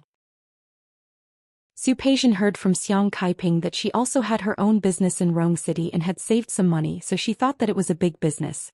Now that she saw this 2.5-story house, her heart sank. What kind of villa was this?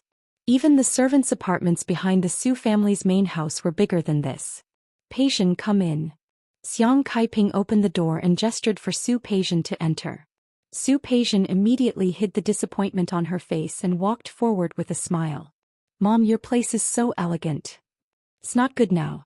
Look, the flowers and plants are all withered. I'll replant some later, and I believe that when spring comes, this place will look better. I believe you. I was too lazy to go upstairs, so I put the room on the first floor. There are 3 rooms upstairs and you can live in the master bedroom, the biggest one. Okay. I'll listen to you, Mom. As Su Peijian spoke, she carried her luggage upstairs. The corners of Su Peijian's mouth tightened as she looked at the small house. Until she entered the door and looked at the room in front of her. It was bigger than the average room. But it couldn't compare to her room in the Su family. Xiang Kaiping was packing her luggage downstairs. Su Peijian threw the luggage on the floor and lay on the bed with a dark face. The quilt and bedsheets were newly changed and they still had the smell of sunshine. But to Su Peijian, such a small room made her feel uncomfortable and uncomfortable. Staring at the ceiling above her, her mood became even gloomier. There was no dreamy white gauze like a princess, no gorgeous crystal chandeliers. She resisted the urge to scratch her head and forced herself to calm down. I'm no longer the eldest daughter of the Su family. Su Peijian. She kept reminding herself in her heart and continued to deepen the hatred.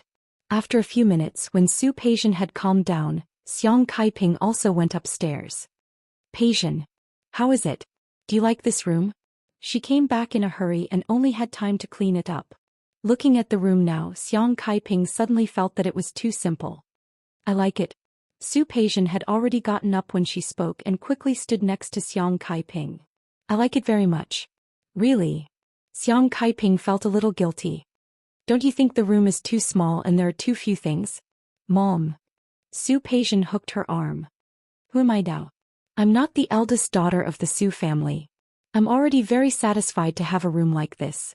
Xiang Kaiping was pleased that she was so sensible. It's good that you like it. Don't think about work for now. Stay here and have fun for a few days. There are some good places in Rong City. As for what to do, we'll talk about it later. Okay. I'll listen to you. Su Peijian looked like a filial daughter. Xiang Kaiping was even more satisfied. She also felt a little sorry for her. In her heart, she decided to hand over the management of the 2 supermarket chains to Su Peijian. She believed that with something to do, she would not think about what happened in Lin City before. After discussing with Old Master Hua, Su Qingsang and Hua Jinyao finally got Old Master Hua to let them live in an apartment in the city. However, Old Master Hua asked them to go back to the Hua mansion for dinner on the weekends. Naturally, Su Qingsang agreed to this condition. The next day, Su Qingsang finally started to work. Monday morning was the time when the hospital was the busiest. As soon as Su Qingsang arrived, someone from the unit arranged for a female employee to come over for a physical examination. She did not even have time to greet the other colleagues in the department before she was dragged into work. For the whole morning, Su Qingsang was so busy that she did not even have time to drink water. It was not until noon that there were fewer people in the hospital. Sun Huiya finally had time to introduce the colleagues in the department to Su Qingsang. Su Qingsang had already met one of her students, Jing Qinyu, the male doctor from before. It was also at this time that Su Qingsang realized that although Jing Qinyu was a man, he was quite skilled in business. He was one of Sun Huiya's favorite students. The deputy director of the department was Shin Lingyun, who was a little younger than Sun Huiya and looked to be in her 40s. There was another deputy director called Yang Lu, who looked to be in her 30s. In addition to these 2 deputy directors, there were 3 other doctors: Ling Fei, Li Ting and Zhang Qi. A few other colleagues had gone to the countryside and were not here. The head nurse of the obstetrics and gynecology department was Li Meilin. A few nurses also came over to greet Su Qingsang. Su Qingsang was still recognizing people and familiarizing herself with them when someone knocked on the door of the office on the other side. A group of people's voices attracted their attention. Su Qingsang stared at the person who came. Hua Jinyao. Why was he here? Sir, this is the obstetrics and gynecology department. If you want to see a patient, you have to go to the inpatient department. Chapter 478. I'm here for her. Hua Jinyao's words made everyone in the office look at Su Qingsang. Su Qingsang felt extremely uncomfortable. What was Hua Jinyao trying to do? It was her first day at work. Su Qingsang winked at Hua Jinyao and winked. However, Hua Jinyao didn't seem to notice the look on her face. He took a few steps forward and stopped in front of Su Qingsang. At the same time, he carried a box in his hand and placed it on the desk in the middle of the room. It's my first time here, so I didn't prepare any gifts. I bought some snacks from Xiangshan House for you. I hope you like them. Everyone's eyes lit up in the office of Xiangshan House. Xiangshan House was a big restaurant. Not only did it have good food, but it was also famous for its snacks. It was said that the ancestors of the pastry chef were royal chefs who specialized in making snacks. Later he came to Xiangshan House and set the rules. 3 kinds of snacks a day and only 20 servings of each kind. There were no more snacks after that. Although 20 servings was a lot, Xiangshan House was open from morning to night. Every day, countless people lined up to buy snacks. If you wanted snacks, you had to order them in advance. However, it was Su Qingsang's husband's first day at work and he brought snacks from Xiangshan House. Su Qingsang hadn't been in Rong City for long, but Hua Jinyao had taken her and Li Qianxue to Xiangshan House once. Naturally, she knew the story behind it. What on earth was Hua Jinyao doing? She couldn't help but stare at him. However, Hua Jinyao acted as if he didn't see it. He turned to the others in the office and said, "Hello. My name is Hu Jinyao, Su Qingsang's husband." "Oh. Hello." A group of women stared at Hu Jinyao. Those who were married, such as the chief doctors, looked a little better. After all, the children were grown up and they were too embarrassed to stare at him. However, the look in the eyes of the young nurses was different. They looked at Hu Jinyao with amazement. They looked at each other with amazement in their eyes. Oh. Hu Jinyao saw Sun Huiya standing in the office. "Are you the chief?" Hu Jinyao looked at the name tag on her chest. "Chief Sun? I am. Qingsang is still young. If there's anything she doesn't understand, Director Sun should teach her more." Sun Huiya had also seen Su Qingsang's work in the morning. She had a good impression of this student of hers, who worked as soon as she arrived and didn't meddle in other people's business. "You're welcome, Mr. Hua. We'll all be colleagues in the future and we'll learn from each other. There's no need to take care of each other." "You're welcome, Director Sunday. Just call me Hua." Hu Jinyao grinned, revealing his white teeth. He was handsome and his smile was bright and friendly. Sun Huiya liked Hu Jinyao even more. After Director Sun were the two deputy directors Shin Lingyun and Yang Lu. Hu Jinyao said what he wanted to say and greeted everyone present. He said nothing more than that Qingsang had just arrived and hoped that everyone would take care of her. Finally, he seemed to notice Jing Qinyu. He stood in front of him and looked at the white coat he was wearing. "Which department is this doctor from?" "I'm also in the gynecology and obstetrics department." Jing Qinyu smiled and extended his hand. "Oh. Good, good." Hu Jinyao held Jing Qinyu's hand and looked him up and down. He pretended to say casually, "Dr. Jing, you look so young. You don't have a girlfriend yet, do you?" "Yes. I've been busy with work." Jing Qinyu smiled a little awkwardly. Being busy with work was one thing. More importantly, as a man, why couldn't he be an obstetrician and gynecologist? As a result, he hadn't gotten married yet. Because many girls thought that he was a pervert because he studied obstetrics and gynecology. Jing Qinyu also felt quite helpless. He really wasn't a pervert. It seems that it's been quite hard. When Hu Jinyao heard this, he shook Jing Qinyu's hand again. He didn't know if it was his imagination. Jing Qinyu felt that the smile on Hu Jinyao's face seemed to be fake when he heard that he didn't have a girlfriend. Also, the strength of his hand was really too strong. His hand hurt so much. Illusion, this must be his illusion. Jing Qinyu didn't hurt for long and Hu Jinyao let go of him. After this round of greetings, he stood in front of Su Qingsang again. "Wife, haven't you eaten yet?" He smiled brightly and Su Qingsang could even feel that the way he called her his wife was particularly mushy. Su Qingsang looked at him with a helpless expression. "Yes. We're going to eat." "I see." Hu Jinyao looked disappointed, as if he was a little distressed. "Then you guys go ahead. I thought I could come over and have lunch with you." "Of course you can." If Sun Huiya still couldn't see it by now, she would have lived for so many years in vain. "Anyway, we'll be colleagues in the future. We'll have plenty of opportunities to eat together. Little Su, you can go with Hua." Well, even Hu Jinyao was called. How much did she approve of Hu Jinyao? Su Qingsang felt a little helpless. After glaring at Hu Jinyao, she apologized to Director Sun and the others, then left with Hu Jinyao. As soon as they left the hospital, Su Qingsang's expression didn't look good. Hu Jinyao went forward and put his arm around her shoulder. "Wife, what do you want to eat for lunch?" Su Qingsang didn't say anything. She really couldn't accept that Hu Jinyao had run to the hospital without saying goodbye today. "Wife, what's wrong?" Su Qingsang still didn't say anything and just walked forward. Hu Jinyao followed her and looked at her face. "Wife, are you not feeling well?" They had already reached the place where Su Qingsang's car was parked, but Su Qingsang still didn't know where to go. Hu Jinyao walked beside her and his voice was a little softer than before.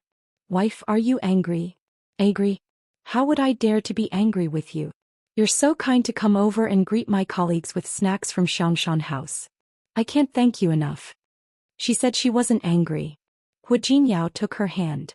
"Wife, I'm just worried about you." He wanted Su Qingsang to go to Qing Xinyun's private hospital, but she didn't want to. There were many patients in the public hospital and it was busy and complicated. Worried about her? Su Qingsang suddenly said to Hu Jinyao, "Hu Jinyao, Mr. Hua. Do you know that today is my first day at work?" "I know. My first day at work and you're doing this to me. How will other colleagues look at me? What's wrong with me? Hu Jinyao blinked his eyes. He was over 6 feet tall, but he made such an expression at that moment. Su Qingsong's mouth twitched. You came here and told everyone to take care of me. Why do I need anyone to take care of me? Besides, I'm here to work, not to be taken care of. Even though Su Qingsang had acknowledged her as her mother and was now the daughter of the Su family, some of her habits hadn't changed. She liked to keep a low profile and a simple working environment. If possible, she would try not to let others know about her family background. However, after what Hu Jinyao had done today, how could she keep a low profile? But this guy didn't have any self-awareness at all. Did he think that what he did was reasonable? Su Qingsang wanted to cut open his head and see what was inside. Hu Jinyao stood there without saying anything, but his face was full of grievance. Su Qingsang was going to open the car door, but when she saw Hu Jinyao like this, she stopped. What are you doing? Wife. It was noon and there were no people in the parking lot. Hu Jinyao didn't have to worry about being seen like this. I'm so sad. Su Qingsang stared straight at his face, trying to see if he was acting. However, the accusation in Hu Jinyao's eyes was clear. I really care about you. I know that today is your first day at work, so I wanted to see you. Hu Jinyao's voice was very soft, and it sounded as if he had been wronged. Su Qingsong's lips moved, but she couldn't bring herself to criticize him. She took a step forward and stood in front of him. I'm not angry. You are. You're angry. I'm really not angry. Su Qingsang raised her voice. Realizing that it wasn't appropriate, she softened her voice. I'm just a little not used to it. Thinking back to when she went to Lin City Hospital to report, she went alone. After so many years, she was used to doing everything alone. Moreover, this work wasn't like going to war. Hu Jinyao really made her feel very uncomfortable. Hey, I'm really not angry. It's just that next time you do this, can you call me first? Let me be prepared. Seeing that Hu Jinyao still looked wronged, Su Qingsang felt very tired. Do whatever you want. You can come and see me whenever you want in the future. Is that okay? The grievance on Hu Jinyao's face finally dissipated a little. However, he looked at Su Qingsang carefully. Honey, are you really not angry? I said I'm not angry. Su Qingsang wanted to scream. Then honey, can we go for dinner now? Yes. Su Qingsang didn't know what to say now. Forget it. Hu Jinyao really just came to see her out of kindness, so what else could she say? She turned to open the car door. She felt a little guilty. He came to see her out of kindness and was worried about her first day at work. It wasn't good for her to lose her temper. How about she make it up to Hu Jinyao tonight? Su Qingsang had something on her mind, so she didn't see that after she turned around, there was no grievance on Hu Jinyao's face. He did it on purpose today. He suddenly remembered that it was Su Qingsong's first day at work halfway. She was beautiful and looked young. Because she was a doctor, she couldn't wear a wedding ring all the time. It was true that the obstetrics and gynecology department were all female doctors. However, there was more than one department in the hospital. Besides, Rong City Hospital was bigger than Lin City Hospital, so there must be more doctors. If there was another doctor like Su Hongchen, he would first let these people know that Su Qingsang was married.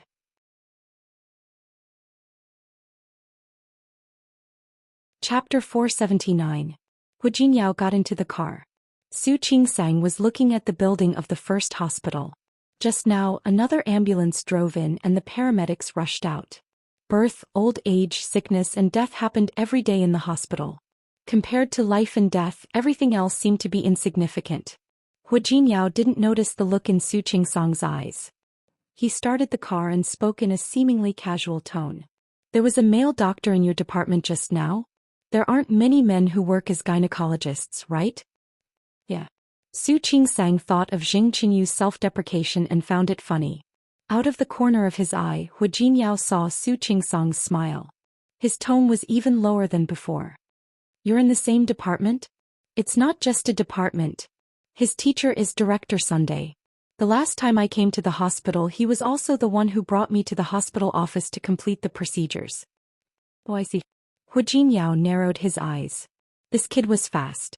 Fortunately, he came today. Su Qingsang abruptly turned her head to look at Hu Jinyao.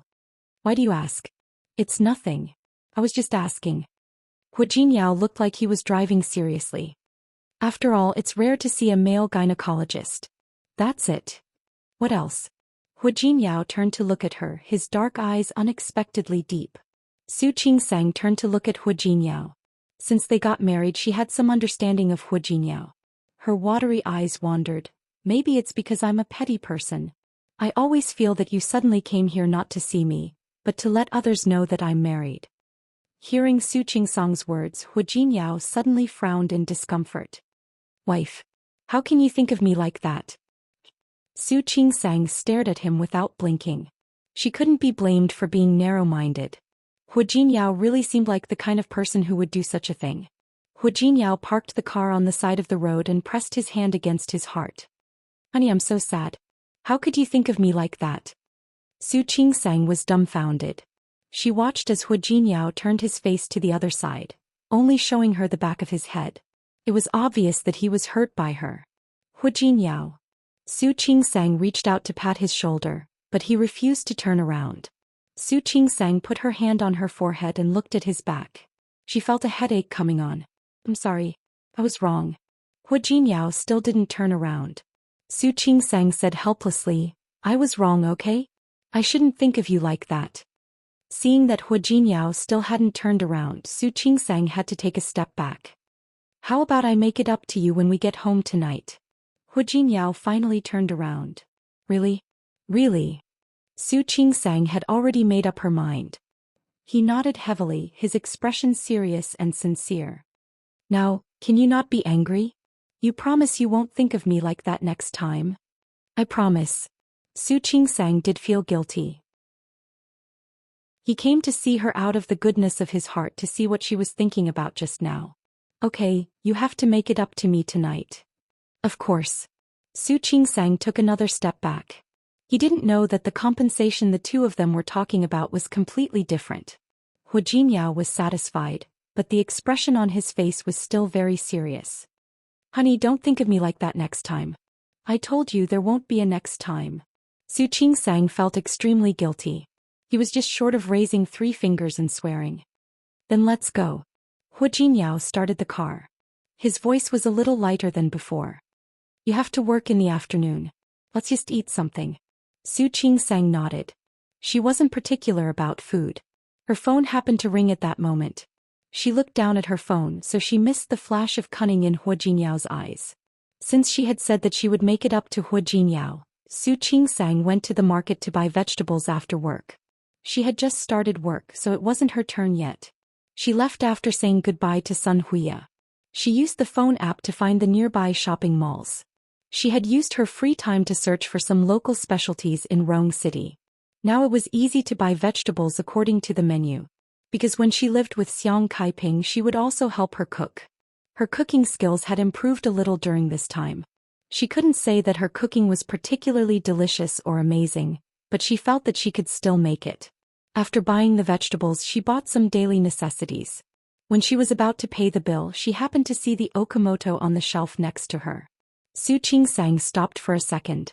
Finally, she picked up 2 boxes and put them in the cart. When Hu Jinyao returned home at night, he smelled the aroma of food in the house, which surprised him. Because he had just moved in, he hadn't picked a job yet. Old Master Hua had said that he would ask Xia or Aunt Zhou to come over. However, Hu Jinyao wasn't willing. He had already asked Yang Wenchang to pick the people, but it would take some time to pick the right and trustworthy people. When he entered the kitchen, he saw Su Qingsang busy at the cooking table. Her movements weren't very fast, but she looked very skilled and smooth. The aroma of food wafted over and the beautiful figure busy at the cooking table. Hu Jinyao's heart moved slightly. You're back? Su Qingsang heard the voice and didn't turn her head. She scooped the dishes out of the pot and said, Wash your hands. Dinner will be ready soon. Hu Jinyao didn't wash his hands. Instead, he took a step forward and put his arms around her waist. He lowered his head and took a deep breath on her neck. Honey, you smell so good. Honey, you smell so good. Stop it.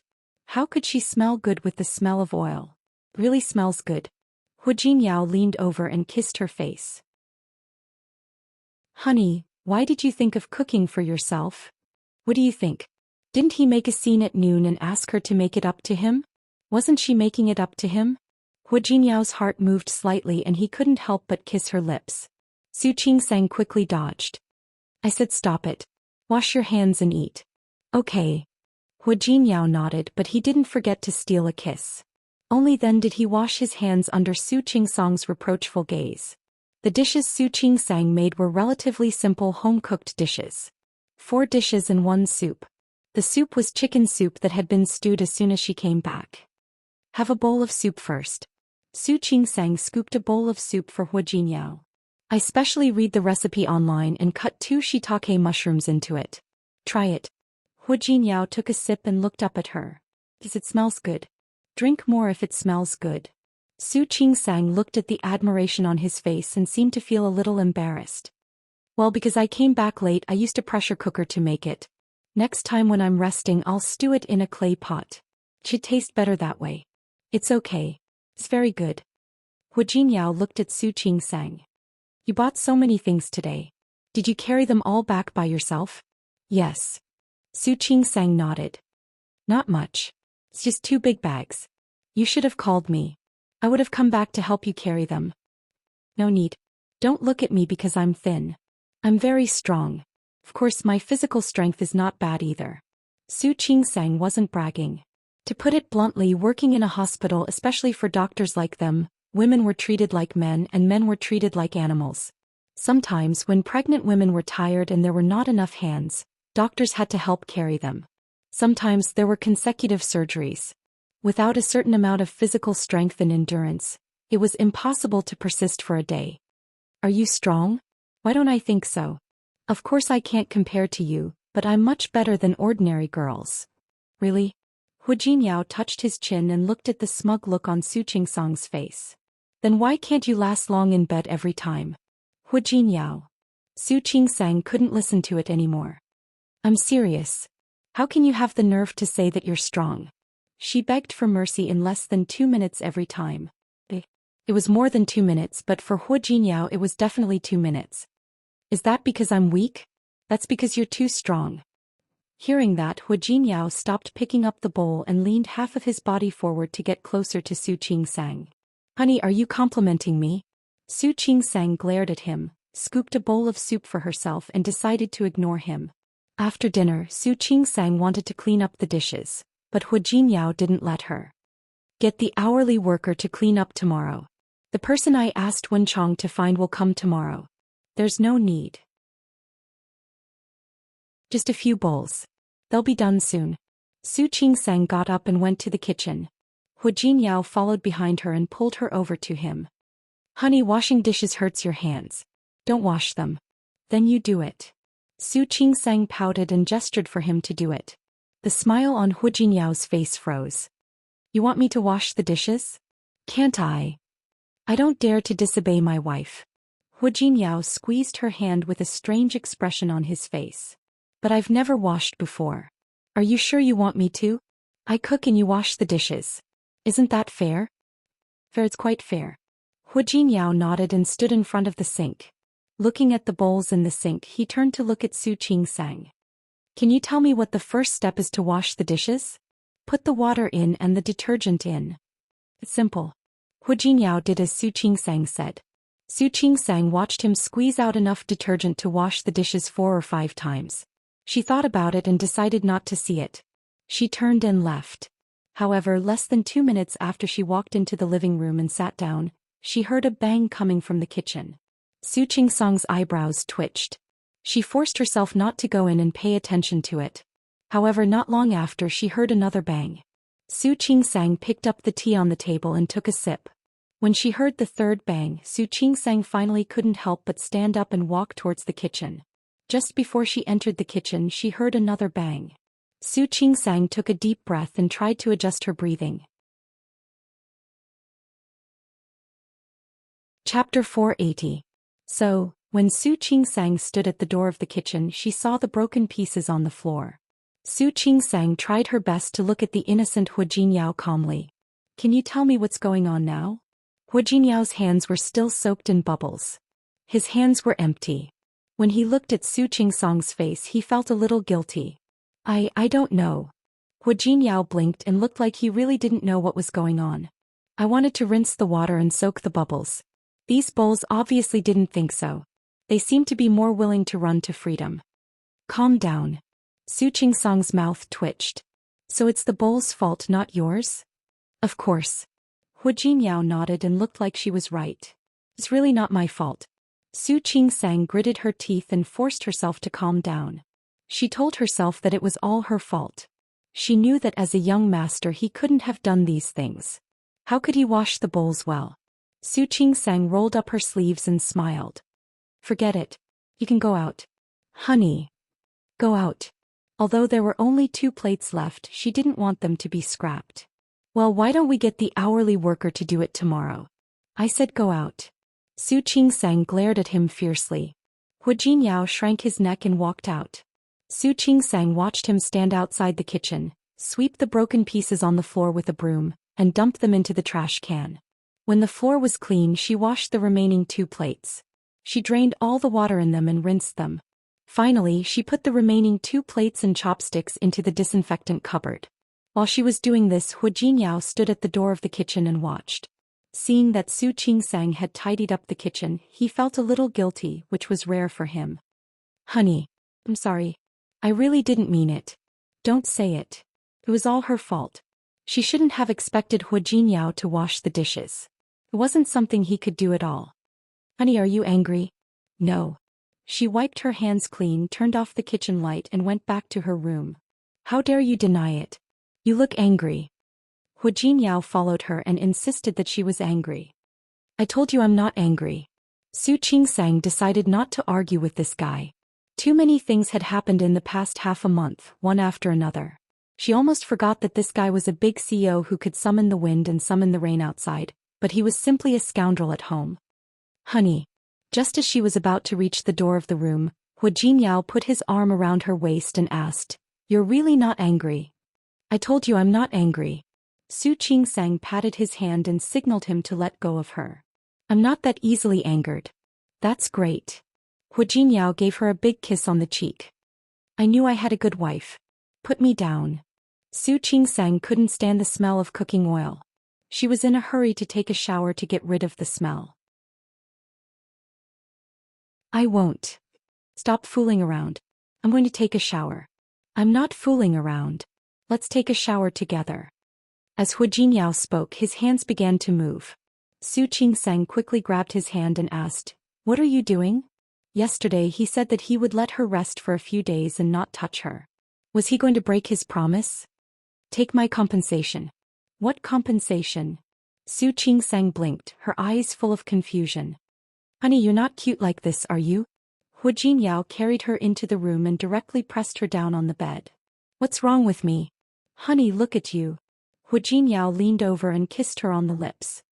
You said at noon that you would make it up to me. Why are you turning your back on us now? Haven't I already made it up to you? Su Qingsang glared at him. I'm going to make dinner. Su Qingsang seemed to realize that the compensation she was talking about was completely different from the compensation Hu Jinyao was talking about. She hurriedly explained, I'm talking about making a delicious meal for you.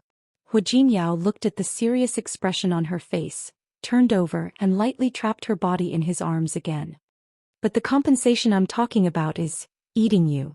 Hu Jinyao. Su Qingsang had enough. Stop it. I still have to work tomorrow. She was really tired today. There were a lot of things to do in the hospital on Monday. She also went to buy groceries and came back to cook. He was really tired now. Hu Jinyao, can't you stop for a day? No. Hu Jinyao began to take off her clothes. You have to know that this is what you promised. So honey, keep your promise.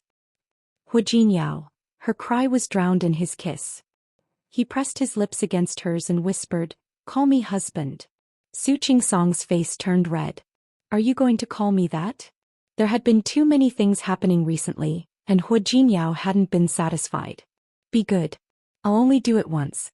If you're not good, I won't hesitate to do it a few more times. Oh. Su Qingsang realized that her voice was a little hoarse. She looked at Hu Jinyao. This guy was used to threatening her. Husband. Call me that again. Husband. Hu Jinyao was satisfied, but he didn't keep his promise. Instead, he came a few more times as if he had tasted the meat. It couldn't be helped. This was the only time Su Qingsang was willing to give in, and only when she gave in would she call him hubby in such a soft tone. He really didn't want to tell her that he was even more excited when she called him husband. It was better not to let her know such a little secret. But did Su Qingsang really not know? Of course not. Su Qingsang checked a pregnant woman's body, wrote a checklist for her, and set up a file for her next prenatal checkup. After a busy morning, Su Qingsang's back was a little weak when she got up. She couldn't help but reach out to rub her back. Dr. Su, are you tired? Li Meilin looked at Su Qingsang with some concern in her eyes. Our hospital is like this.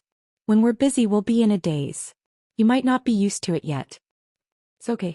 What made Su Qingsang feel tired was not the small things in the hospital, but the torment of Hu Jinyao last night. She was clearly making chicken soup. Why did she feel that Hu Jinyao might have drunk tonic soup? Dr. Su. Li Ting's voice interrupted Su Qingsang's thoughts. She put away the medical records on the table and looked at her. What's wrong? It's embarrassing to say it. I also know that you just came and it's not your turn to be on duty yet. But, Li Ting looked a little uncomfortable. Can you help me after work tonight? Sure. No problem. Su Qingsang agreed so quickly that Li Ting didn't need to explain the rest. It's my boyfriend's birthday today. Li Ting put her hands together and looked at Su Qingsang gratefully. Thank you so much. You're welcome. It's a small matter. She was only on duty. She had promised Hu Jinyao to have dinner with him tonight, but it seemed that she couldn't do it now. When it was time to get off work, Su Qingsang checked the patients and expectant mothers in the ward again. She went back to the office and planned to eat the takeout she had just ordered. She just sat down and opened the takeout package. Nurse Kulon came to call her. She quickly got up and walked out. The emergency department sent a pregnant woman. Her belly was already very big. She had been hit by a car. Su Qingsang quickened her pace. In the reception room, a pregnant woman was lying there and screaming. A very tall man stood beside her. Su Qingsang immediately went up to examine the pregnant woman. The pregnant woman suddenly grabbed her hand, pointed at the tall man standing beside her and said, Doctor, have someone keep an eye on him. Don't let him run away. He hit me. It's him. Su Qingsang looked at the pregnant woman who was so agitated and patted her hand. Calm down. I'll examine you first. Yes, examine carefully. Don't let this person run away. Su Qingsang nodded and took out a stethoscope from her pocket. The moment she put it on, she glanced at the tall figure behind her from the corner of her eye. Just one look and she was stunned. Wasn't this the police uncle who acted bravely for a just cause last time? When the man noticed her gaze, his expression didn't change, but he stood even straighter. Su Qingsang couldn't help but look at him again because of his action.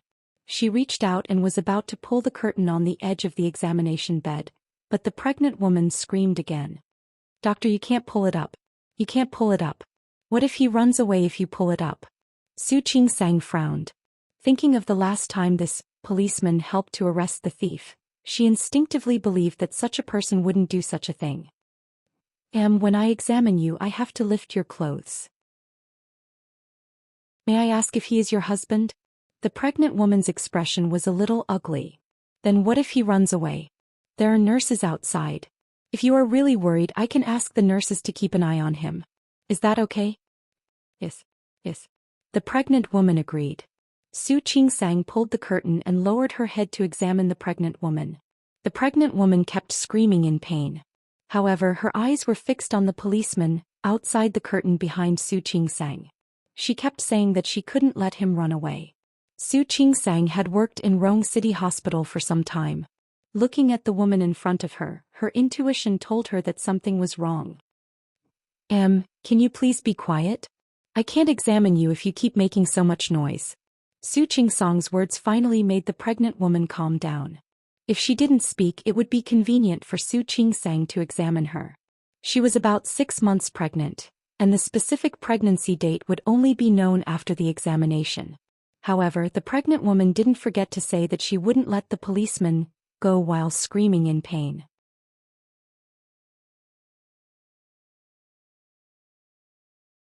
Chapter 481. However, seeing that the pregnant woman was still screaming in pain, she could only examine the pregnant woman first. She gently moved her hand on the pregnant woman's belly. Does it hurt here? Yes. It's here. Then what about here? It hurts here too. It hurts everywhere. The pregnant woman screamed loudly. My entire stomach hurts. What kind of pain is it? Is it convulsive or intermittent? Can you describe it? How would I know how to describe it? Anyway, I just feel pain. Why does it hurt? That's the doctor's business, right? Do you know how to do it? The pregnant woman's voice didn't interfere with Su Qingsang's judgment. She lowered her head and continued to examine the pregnant woman. Finally, Su Qingsang straightened up and looked at the pregnant woman lying there. Madam, there's nothing wrong with your body. Everything looks normal. Normal? How is that possible? The pregnant woman suddenly sat up. Her movements were very nimble. How can it be normal? I was hit by a car. I was hit by a car he was driving. As she spoke, the woman pulled the hem of her clothes and was about to sit up. Su Qingsang looked at the woman's nimble movements and had an idea in her mind. However, before she could move, the pregnant woman seemed to have thought of something. She didn't get up but grabbed Su Qingsang's hand. Are you a doctor? Do you know how to treat patients? I was hit by a car. How can I be fine? Su Qingsang frowned as she looked at the pregnant woman holding her hand. It was such a spirited voice and holding her hand so hard. It would be strange if there was a problem. Madam, can you let go of me first? I won't let go. What kind of doctor are you? My stomach is hurting now. I was hit by a car and my stomach hurts. How can you say that I'm fine? As the pregnant woman spoke, she didn't let go of Su Qingsang's hand and covered her stomach with one hand. It looked like she was in pain. Su Qingsang calmed herself down and said, Madam, is this okay? I checked you just now and everything is normal. But if you still feel pain, I'll write you a list and you can go for further examination. Hey, I want a full set of examinations. The pregnant woman's voice was full of energy. But soon she covered her stomach and cried. Su Qingsang looked at her and thought of one of the possibilities she had just mentioned, so she looked at her and asked tentatively. Our colleagues in the ultrasound room should be off work at this time. You might not be able to get an ultrasound today. Why don't you come again tomorrow? How can I come tomorrow? My stomach is going to kill me tomorrow. When the pregnant woman screamed, Su Qingsang had already confirmed her guess, but she still added another sentence. Of course, you can also go through the admission procedures now and stay here for one night. You can go through the checkup tomorrow. Then I'll stay for one night. What the pregnant woman said confirmed Su Qingsang's guess. She nodded and said, All right, I'll write the admission form for you.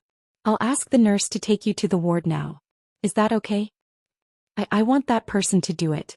At this time, the pregnant woman did not forget to point at the tall man outside.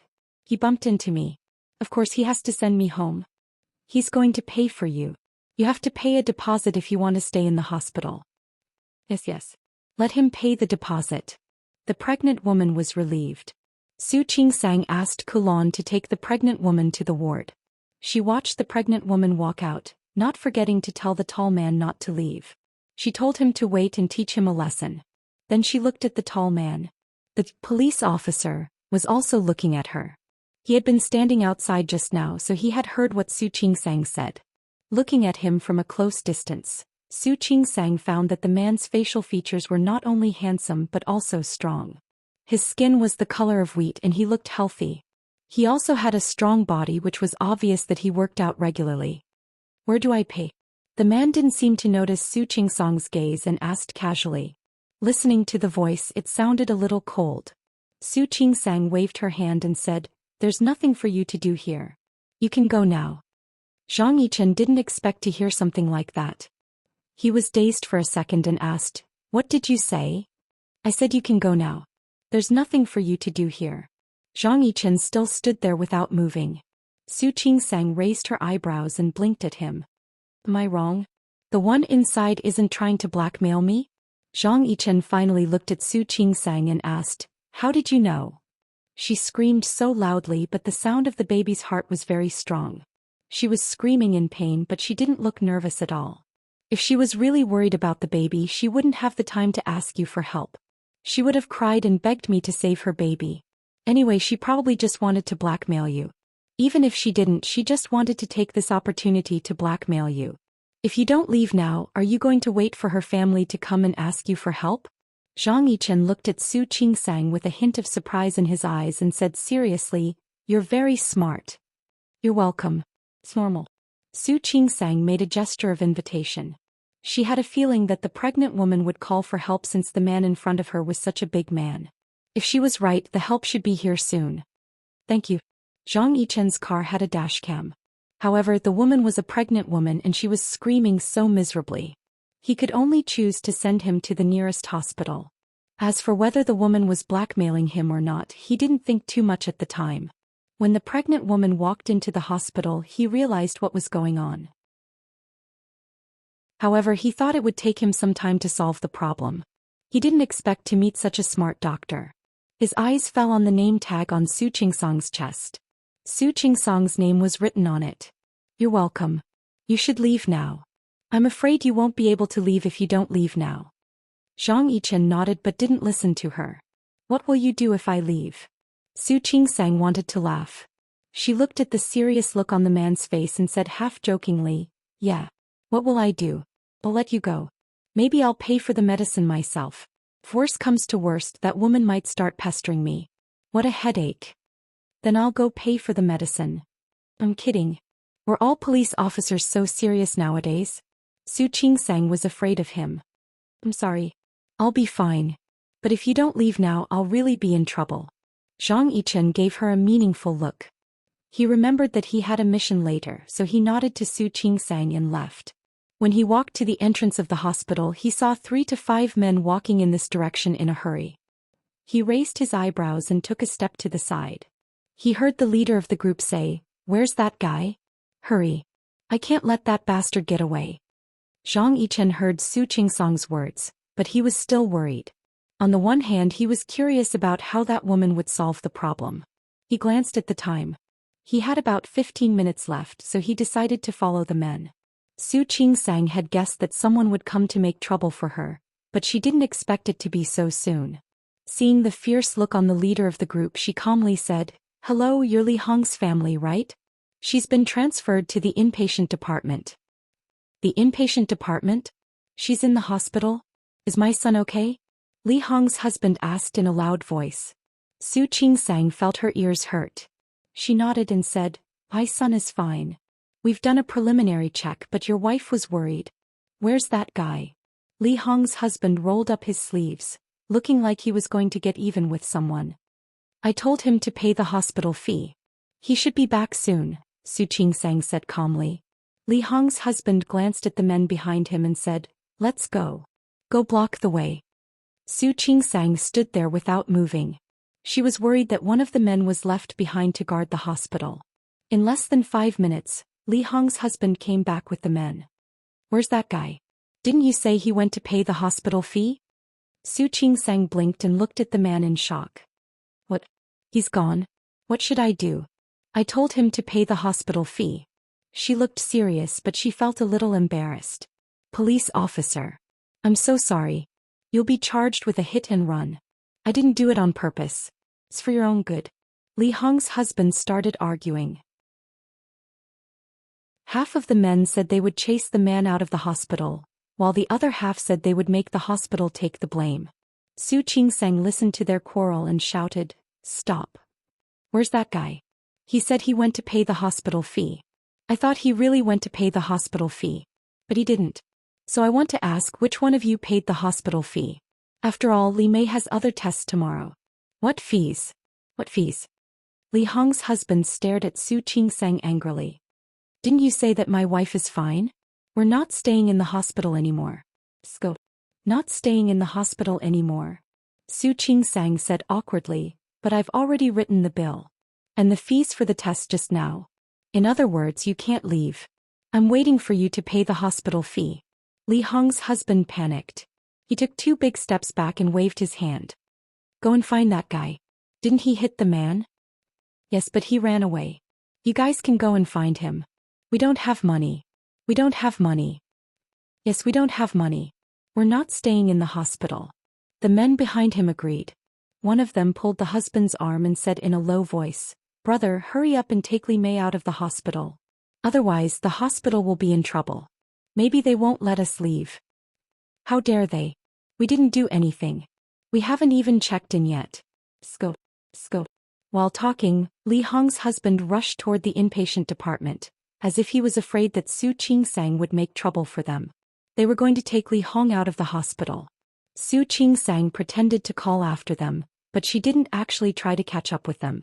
After Li Hong's husband and the others left, she couldn't help but laugh out loud. Zhang Yichen had been hiding in the dark, watching everything. He watched Su Qingsang deal with those people as if she was acting real, and watched her smile brightly after they left. His lips couldn't help but curl up a little. Chapter 482. The first lunar month was coming to an end. Lin City, which was located in the south, was still a bit chilly. The heater in the office was turned on, but Li Qinshua's voice was cold. Sign it. Didn't you say so? You can't sign until you see me. Now that you've seen it, you can sign it. Su Qinghui looked at Li Qianxue. He hadn't seen her for more than a week.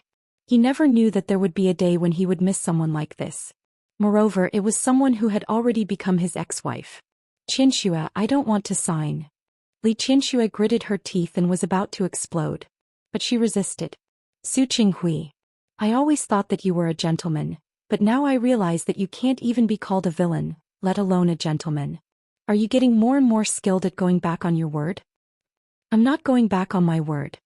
He just didn't want to cut off the last connection with her. If he broke off this connection, it would be difficult for him to even see Li Qianxue in the future. I just can't bear to part with you. Li Qianxue looked as if she had heard the funniest joke in the world. There was only mockery on her face. You can't bear to part with me? Or are you reluctant to part with the wealth of the Li family? Before Su Qinghui could say anything, Li Qianxue interrupted him. Su Qinghui, if you still want to save face, don't force me to go too far. I've seen what you've done for the Li Corporation all these years. But I've already given you what I should. Let me give you a piece of advice. It's better not to be too greedy. Otherwise, the gains will not make up for the losses and you'll end up with nothing. Qianxue. Su Qinghui knew that Li Qianxue had lost all trust in him after more than 20 years of cold treatment, neglect, and what happened to Su Qingsang. But even if she didn't believe him, he still had to say, I don't want any of the Li family's assets. I can also return all of the Li Corporation's shares. Even the houses, funds, and stocks under my name, as long as you say it, I can transfer them all to your name. I just hope we don't get divorced. Li Qianxue had run out of patience. It was just a few sentences. He didn't say he was annoyed, but she was tired of listening to him. Yes, not divorce. If you don't divorce, you will still be the son-in-law of the Li Group. If you don't divorce me, you will still be my husband. Wouldn't that mean you could do whatever you wanted? Su Qinghui, do you really think that I'm still that ignorant little girl from more than 20 years ago? Do you really think that I can do whatever you want just because I love you? I didn't think so. In fact, if he could turn back time, if one day he knew that he would fall in love with Li Qianxue, he would definitely have treated her better back then. She wouldn't have done so many wrong things, causing her to be irredeemable. All right. I don't want to talk nonsense with you. Sign it. Li Qianxue pushed the divorce agreement to Su Qinghui. He sat across the desk from her. For the divorce agreement, she called Su Qinghui several times after she came back, but he refused to sign it. He only said that he would sign it after seeing her. She didn't want to see him, so he came to the company. Li Qianxue felt annoyed and disgusted. She hated herself for being blind back then. How could she fall in love with such a shameless, vulgar man who had no bottom line? Her name was tied to Su Qinghui's for even an hour, let alone one more day. Qianxue. Su Qinghui looked at the agreement in black and white and felt his eyes begin to sting. Can you give me another chance? How much she had loved him in the past, how much she had fawned over him, how much she had humbled him now. As time passed, the roles between the two of them had been swapped. Give you a chance. What chance? A chance to hurt me? Or a chance to lie to me? Thank you, no need. Su Qinghui, I'm really not that cheap. She had given her all for more than 20 years. For this man she had even become a mistress. She had also borne the notoriety. She had done things that were out of her character. However, this man had used her love to stab her again and again. Li Qianxue blinked her eyes and suppressed those negative emotions. It's enough for someone to say that I'm cheap once. I won't be cheap a second time. Su Qinghui, I've been cheap in front of you for more than 20 years. Isn't that enough? Qianxue, I didn't. Su Qinghui began to feel uncomfortable because of her words. He wanted to explain, but she didn't give him a chance. You gave me a cold shoulder for more than 20 years because of Xiang Kaiping. You even asked me to help that woman raise her daughter for more than 20 years. To be honest, I really feel that even if I was cheap back then and accidentally provoked you and forced you to marry me, I owe you. But after so many years, I should have paid off what I owe you, right? It would have been better if she didn't say it. The more she said, the more Su Qinghui felt uncomfortable. Don't say it anymore. Qianxue, I beg you. Don't say it anymore. He knew what he had done better than she did. It was also because of this that he regretted, felt guilty, and blamed himself. Don't say it. Let's get back to business. Sign it. I really don't want to keep arguing with you. It's too boring. Li Qianxue didn't want to bring up the past. She remembered when she got married, she naively thought that she could move Su Qinghui. She stubbornly believed that as long as she was given time, one day she could make Su Qinghui fall in love with her through hard work. But now it seemed that she was too naive. She was naive, shameless, and shameless. Now he would let her be herself again and be the vice president of the Li Corporation. The daughter of the Li family, right? Su Qinghui sat there without moving. He looked at the pen in front of him and felt that his hand was 1,000 pounds heavy. He couldn't lift it at all. He used to be so proud and disdainful in front of her. Now he was so reluctant. But what could he do to make Li Qianxue agree not to divorce? In Li Qianxue's eyes, his attitude was so disgusting that it made her want to vomit. At a time like this, he put on such a reluctant expression. To put it bluntly, he was unwilling to give up the benefits brought by the Li Corporation and the Li family. Those who didn't know better would think that he was very affectionate towards her. It was really enough. Li Qianxue tried her best to control her emotions and not lose control. Looking at the time, another 5 minutes passed, and her last patience was exhausted. Su Qinghui, can you sign it quickly so that we can part ways on good terms? To be honest, if it weren't for Qing Sang persuading me to part ways with you before I came back, I wouldn't have come to see you at all. So please, for the sake of the 2 children, sign it. Otherwise it will be too ugly. It's not good for the children. Su Qinghui raised his head and looked at her because of her words. Qing Sang? Yes. Su Qing Sang. Your daughter. The daughter that you don't value, don't like, and haven't loved for more than 20 years. Thinking of Su Qing Sang, Li Qianxue felt sorry again. Her daughter was so good. Why did Su Qinghui treat her like this? Dino, you treated Qing Sang so badly, but when I came back she kept persuading me to talk to you. Don't make it too ugly. Su Qinghui, Qing Sang really treats you as her father. She respects you and takes care of your face. But you. Touch your conscience and ask yourself, what have you done for Qing Sang in the past 20 years? Not to mention Su Qing Sang, even for Su Yusen, what had Su Qinghui done for him? She had wondered why Su Qinghui insisted on sending Su Yusen to boarding school. It turned out that he didn't treat them as his own children and didn't feel sorry for them. Thinking of this, Li Qianxue became even angrier. It would have been fine if Su Qinghui had only been bad to her all these years, but he had also been bad to the 2 children. Especially after Su Peixian was the comparison. She couldn't forgive Su Qinghui even more. For any mother, her own children were her reverse scale. Su Qinghui not only stepped on her bottom line, but also touched her reverse scale. Su Qinghui was silent again. He did feel very sorry for Su Qing Sang. Especially when he thought about sending Su Qing Sang to the orphanage, he felt even more guilty. Although he didn't in the end, he couldn't deny Li Qianxue's words. With very slow movements, he took out the pen he brought with him from his pocket. Speaking of which, this pen was given to him by Li Qianxue. That year on his birthday she gave him a gift. At first he wanted to throw it aside and not use it. But in the end he stayed.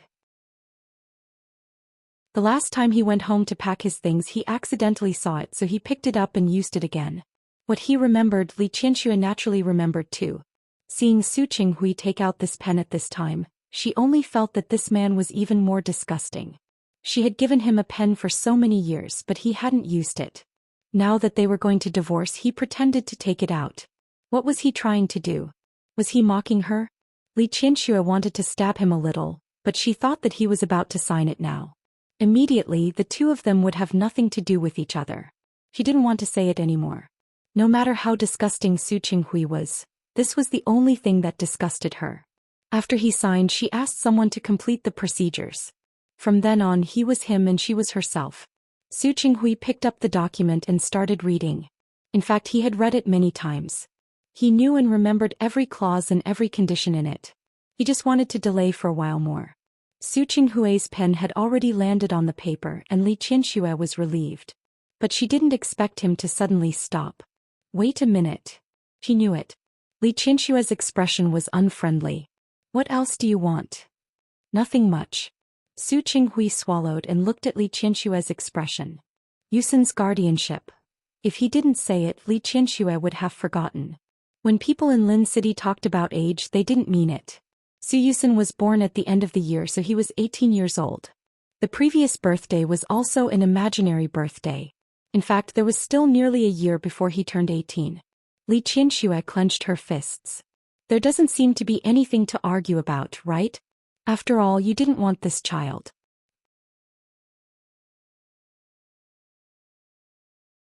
Chapter 483. Of course, he knew how Su Yusin came to be, but even if he knew, he was already regretting it now. No matter what, he is my son. I can't. Su Qinghui. Li Qianxue had really had enough. She stood up and looked down at Su Qinghui's elegant face. Yusin will be an adult in 10 months at most. Do you think he is still at the age where he needs a guardian? That's not what I mean. As long as he is not an adult, I have the right. You don't. Li Qianxue didn't back down. Su Qinghui, if you want money, property, or even shares in the company, I can give them to you. But these 2 children are mine. Don't even think about getting any of it. They are also my children. Have you ever treated them as your children? Li Qianxue glared at him. When have you ever treated them as your children? Needless to say, Qingsang was almost sent to an orphanage by you. But what about Yusin? Have you ever seen a family like ours in Lin City that sends their children to live in school? After Su Peixian's background came to light, she had some doubts about those things that she had been a little puzzled about before. Besides, I don't need to remind you how Yusin came to this world, right? Li Qianxue's voice was like a knife, and every word was fatal. This sentence directly poked Su Qinghui's weak spot, and his face was whiter than paper for a moment. Li Qianxue thought of what happened when Su Yusin was born, and the corner of her mouth raised with a touch of mockery. That was for him and also for herself. In the past, she was really too silly and silly. Su Qinghui lowered his head and closed his eyes. As Li Qianxue said, he really had no right to mention Su Yusin's guardianship. At that time, he was obsessed. Not only did he not like Su Qingsang, but he also regarded Su Yusin's existence as his shame. His hands trembled even more violently, and he felt that his eyes were wet, swollen, and sore. Looking at the signature place, Li Qianxue had already signed her name. Her handwriting was specially practiced and her handwriting was very beautiful, just like her. That beautiful name was written on it, reminding him that once he signed it, there was no turning back. He suddenly raised his head and looked at Li Qianxue with red eyes. Qianxue, if I sign it, can you forgive me? She forgave him for being blinded by greed, forgave him for his mistakes, forgave him for his ignorance, forgave him for not realizing his own feelings and made her suffer so much. Forgive. Li Qianxue looked into Su Qinghui's eyes. Her face was expressionless, but her heart was as hard as stone. She would never forgive him. Not ever.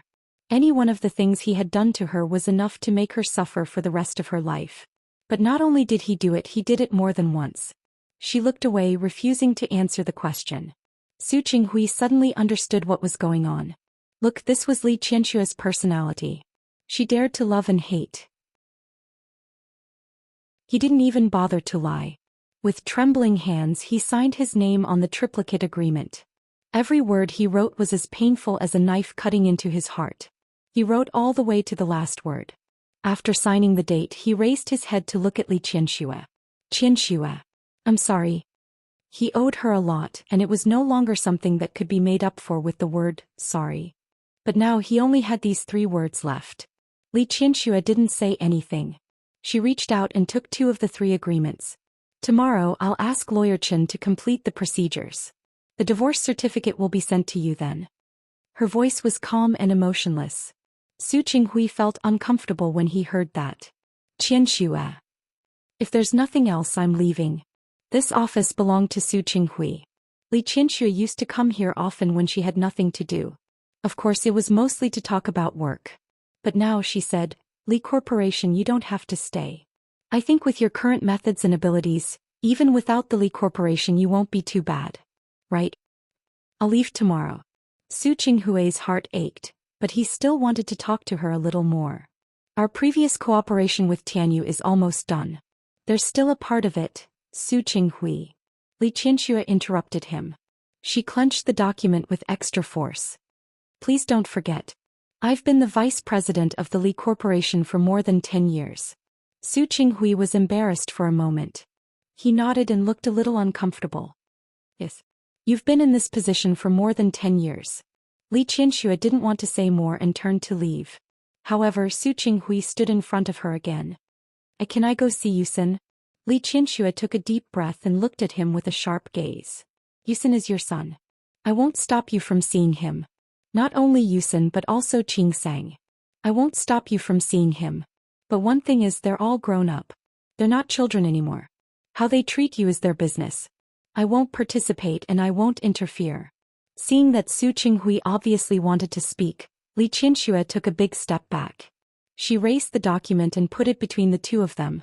The resistance on her face was too obvious, and Su Qinghui felt more and more uncomfortable. He thought for a long time. He couldn't say the last word of what he wanted to say. In the end he could only say, Qianxue, goodbye. If there's a chance, let me see you again. Let's start over. I'll pursue you again. I'll treat you well. Can I? Li Qianxue felt that it was ironic. Su Qinghui was getting older and more pretentious. Su Qinghui. Goodbye. She dropped these 5 words lightly. Her goodbye and his goodbye were obviously not the same thing. Li Qianxue turned around and walked out of Su Qinghui's office in her exquisite high heels. The moment the door closed, Li Qianxue's eyes turned red. Goodbye, never again.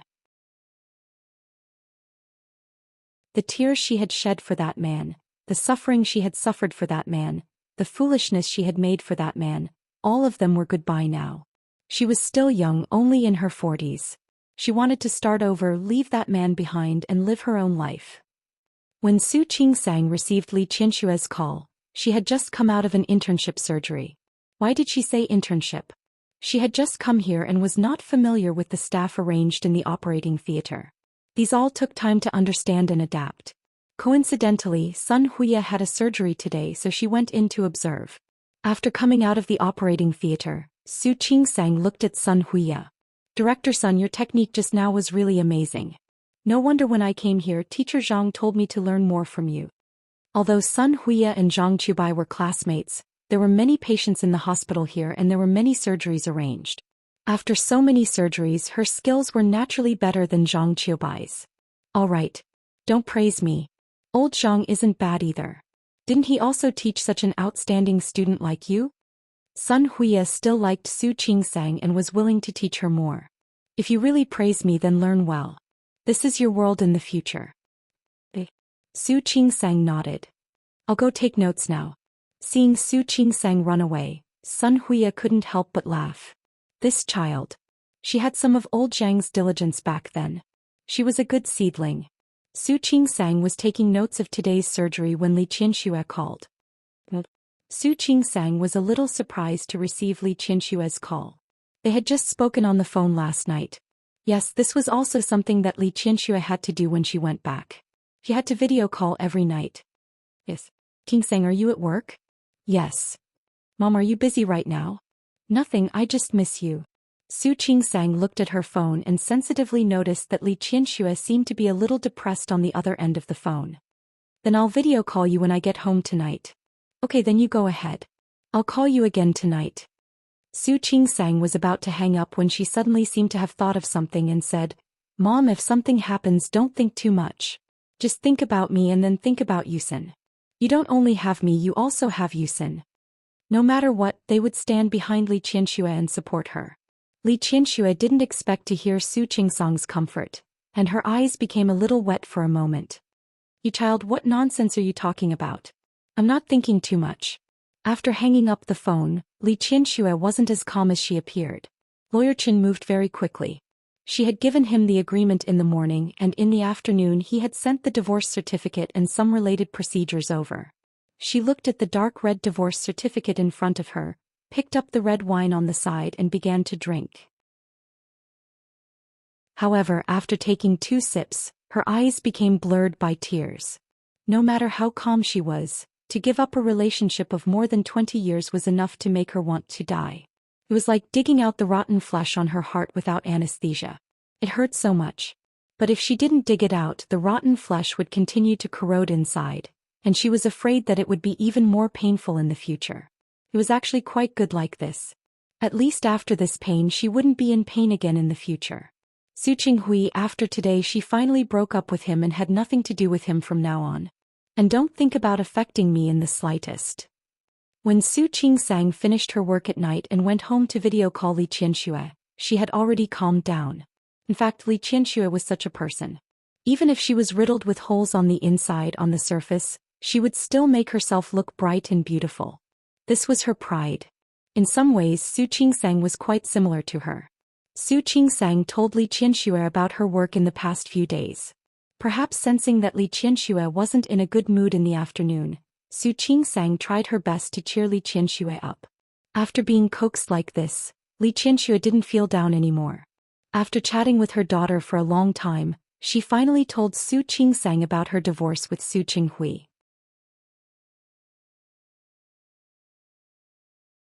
Chapter 484. Su Qingsang was stunned for a moment, although she already knew about this. But when she heard it out of the blue she was a little surprised. She thought that Su Qinghui wouldn't sign it. No matter what, Su Qinghui didn't look like someone who would sign a divorce agreement. She still remembered the way Su Qinghui looked at Li Qianxue. At that time she had a very subtle feeling. Unexpectedly, did he agree? Yes. I signed it this morning and the paperwork will be done this afternoon. Li Qianxue's voice was calm, as if she was talking about someone else's business. Su Qingsang looked at Li Qianxue's face on the screen. She didn't look sad but relieved. He sighed in his heart for Li Qianxue and for Su Qinghui. It seemed like it was all her misconception earlier. Maybe Su Qinghui didn't love Li Qianxue, but he didn't want to give up his identity as the son-in-law of the Li family. Otherwise, why would he sign it? These are all adult matters. You don't have to think about it. I'm just telling you. After all, even if he divorced me, he would still be your father. Of course, you also have the right to decide how you want to treat him in the future. Li Qianxue didn't think what she said was too much. After all these years, Su Qinghui had never done anything for her 2 children. He only had eyes for Su Peixian. He only had superficial feelings for the remaining 2 children. Since that was the case, it was understandable that Su Qingsang and Su Yusen did not want to acknowledge him as their father when they grew up. However, Li Qianxue would not make decisions for the children. They were all grown up and had their own thoughts and ideas. She would not impose her own thoughts on them. On the one hand, Su Qingsang found Li Qianxue's words funny, but on the other hand she felt helpless. She was no longer a child. In addition, she hadn't been close to Su Qinghui for so many years. Although she was concerned about Su Qinghui, she wouldn't really dwell on it too much. But Su Yusen was different. Over the past few months, she had gained a better understanding of Su Yusen's personality. He was afraid that Su Yusen would not be able to get over this so easily. Mom, don't worry. No matter what happens between you and Dad, you will always be my mom and he will always be my dad. Hearing that, Li Qianxue felt both gratified and sad. More than anything else, she hated Su Qinghui. He had done so many wrong things, but look at his children. All of them still cared about the little father-son relationship they had with him. But what about Su Qinghui? Apart from Su Peixian, was there anyone else in his eyes? Su Qingsang comforted Li Qianxue with a few more words. Seeing that Li Qianxue really didn't seem to be in trouble, she ended the call. She put down the phone and heard voices outside. She got up and went out, only to find that Hu Jinyao had returned. You're back. Hu Jinyao had a business meeting that night, so he didn't come home for dinner. Yeah. Hu Jinyao sat down on the sofa and pulled her onto his lap when she approached. Have you eaten? The person Hu Jinyao asked Yang Wenchang to find had arrived today. How's Ms. Yu's cooking? Auntie Yu was a part-time helper that Yang Wenchang had picked out from a dozen or so domestic helpers. It was fine to let Su Qingsang cook once in a while, But how could Hu Jinyao bear to let her cook all the time? Not bad. Su Qingsang nodded and rubbed her face against his chest. Hu Jinyao lowered his head to look at her. He was sensitive enough to notice that her emotions weren't quite right. What's wrong? You don't like her? It has nothing to do with Ms. Yu. Su Qingsang knew that she couldn't hide this matter. Hu Jinyao would find out sooner or later. She told him about Li Qianxue and Su Qinghui's divorce. I didn't expect that my judgment would be wrong. She thought that Su Qinghui had feelings for Li Qianxue, but now it seemed that she had thought too much. Hu Jinyao didn't comment, but he said, "Don't be anxious. I think this matter may not be as you think." Su Qingsang shook her head. You may not know my mother well. I've lived with her for so many years. Although I wasn't familiar with her before, there are some things that I can still see. Li Qianxue's personality was extreme. She either loved or hated someone. After signing the contract today, it would be impossible for her and Su Qinghui to be together in the future. Hu Jinyao suddenly reached out and pinched her face. He pinched a little hard and her face turned red. She was a little annoyed and slapped the back of his hand hard. What are you doing? I said, aren't you tired? Hu Jinyao rubbed her blushing face with his hand. His clear voice sounded a little helpless. You're already an adult and your brother is also growing up. Even if your parents get divorced, it won't affect you. Don't you think you're worrying too much? Su Qingsang pursed her lips. She didn't feel tired, but she was a little emotional. Hu Jinyao, do you think that people can't make mistakes as long as they're alive? Once a person makes a mistake, there's no chance to redeem it? Hu Jinyao thought of Su Qinghui and actually felt quite speechless about his father-in-law. That depends on what kind of mistake it is, right?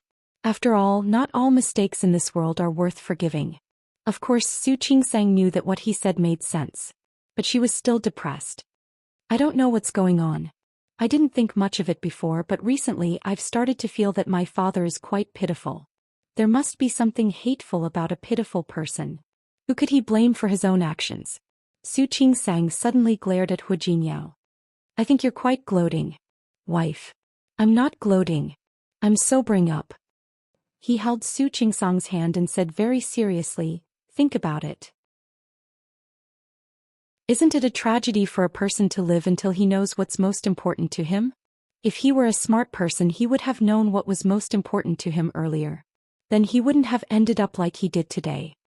From the son-in-law of the Li family to an ordinary person with nothing. The gap between them was not small. Su Qinghui's biggest mistake was probably that he had never seriously thought about what was most important to him and what he wanted to keep the most. Su Qingsang understood these principles. But how many people in this world could understand what they wanted from the beginning? Many people often lived in a daze for their whole lives and still didn't understand what they wanted. All right. Don't think about your father. He's already an adult. Let him worry about his own things. If he really still had feelings for Li Qianxue, Su Qinghui would naturally take action. After all, he was still young. If he didn't take action, he was afraid that both of them would regret this life. If Su Qinghui didn't have feelings for Li Qianxue and only wanted the benefits brought by the Li family and the Li family, then it would be good for them to divorce. Either way, it shouldn't be something that Su Qingsang as a daughter should care about. I know. She was just a little emotional. If Su Qinghui could wake up a few years ago, he wouldn't. The arm around her waist tightened. Su Qingsang was caught off guard and fell into Hu Jinyao's chest. What do you think, what? Hu Jinyao dragged the last word. Su Qingsang obviously knew that. She patted him on the shoulder and said, Stop it. My relatives are here. Hu Jinyao's hand, which was about to act presumptuously, suddenly stopped moving. He looked at Su Qingsang with extreme depression. Isn't it a few days? I don't know. Maybe it was because of the change of environment and place. She was early this time. Hu Jinyao took a deep breath, buried his face in Su Qingsang's neck and rubbed it. All right. Go take a shower. Hu Jinyao didn't take a shower as she thought. Instead, he reached out and hugged her waist tightly. Su Qingsang was stunned for a moment. She seemed to have only just realized that Hu Jinyao was a little strange today. Since he came in, she had been the one saying that he was caring about her feelings. However, she seemed to have realized that Hu Jinyao didn't seem to be in a good mood either. What happened?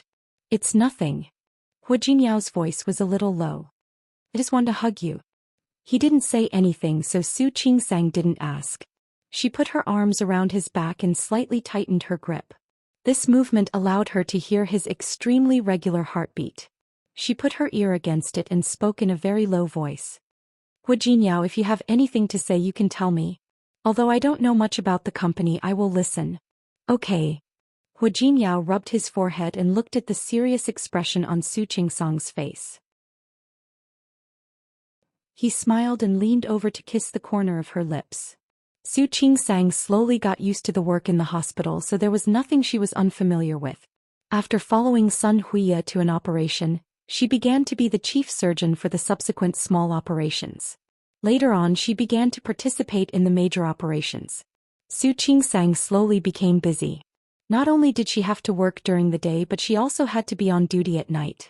The night shift was divided into the night shift and the night shift. The night shift was fine because she could go home after only staying for the first half of the night. However, the night shift meant that she had to stay in the hospital for the whole night. Su Qingsang wasn't unaccustomed to it. Hu Jinyao was a little distressed that she was overly involved in her work. But as long as it was what she wanted, he didn't stop her. However, he often asked Ms. Yu to make some delicious food or stew some nourishing soup. However, on the weekends, Hu Jinyao would bring Su Qingsang back to the Hu family's old mansion. Old Master Hu was old, so he liked to be lively and crowded. Usually, the Hu family would be more crowded on Friday night. Other than Hu Mingguang's family, there was also Hu Mingliang and Hu Mingmei's family. The atmosphere at the dining table was very lively. Hu Mingmei had been humiliated by Li Qianxue before, so she was very unhappy. Now that she saw Su Qingsang, that unhappiness surfaced again. Speaking of which, Su Qingsang had been in Rong City for more than half a month. This was the first time she had eaten with them since she started working. Because last Friday, Su Qingsang had kindly gone to work for a colleague in their department. Therefore, Su Qingsang wasn't at the party last Friday. Today they bumped into each other. When Hu Mingmei saw Su Qingsang, she thought of how Li Qianxue had humiliated her last time, and the smile on her face became a little fierce.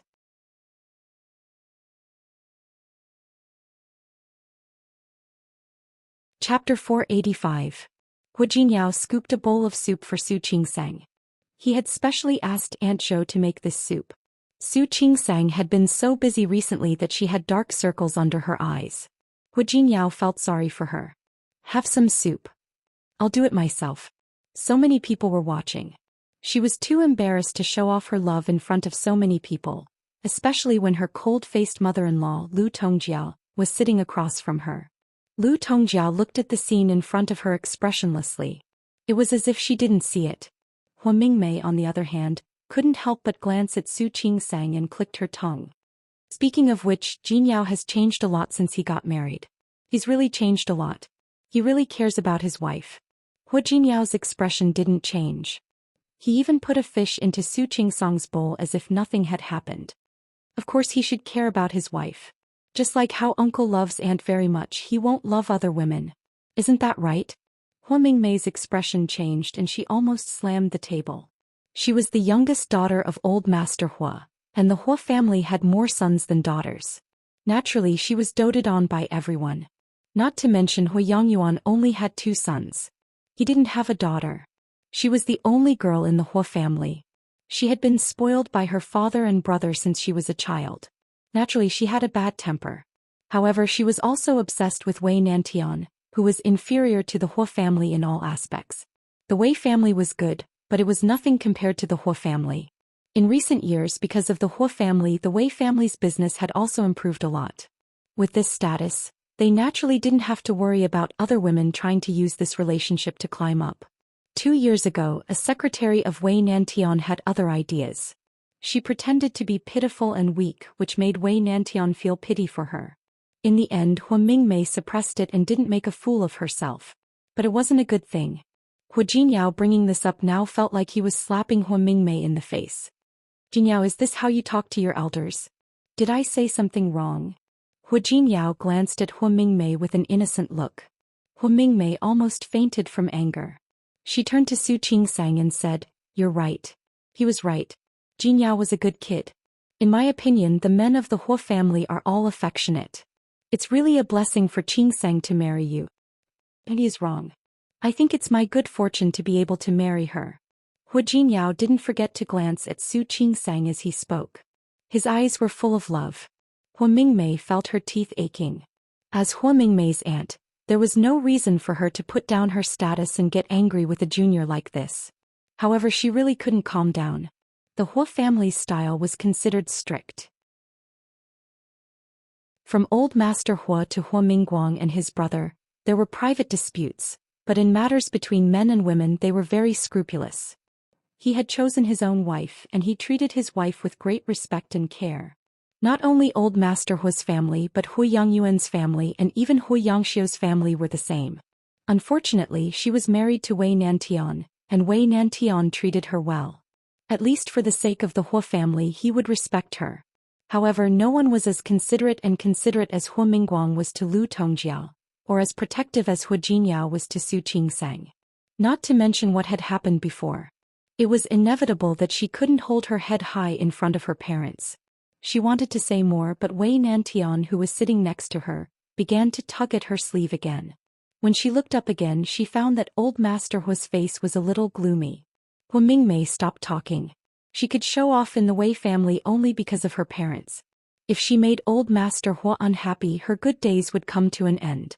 With that in mind, Hu Mingmei stopped talking about what she had just said. Hu Mingliang, who had been sitting quietly and eating, didn't seem to see what was happening. On the contrary, Hu Yifan and Hu Yiyang felt that the show was not enough because of Hu Mingmei's weak fighting ability.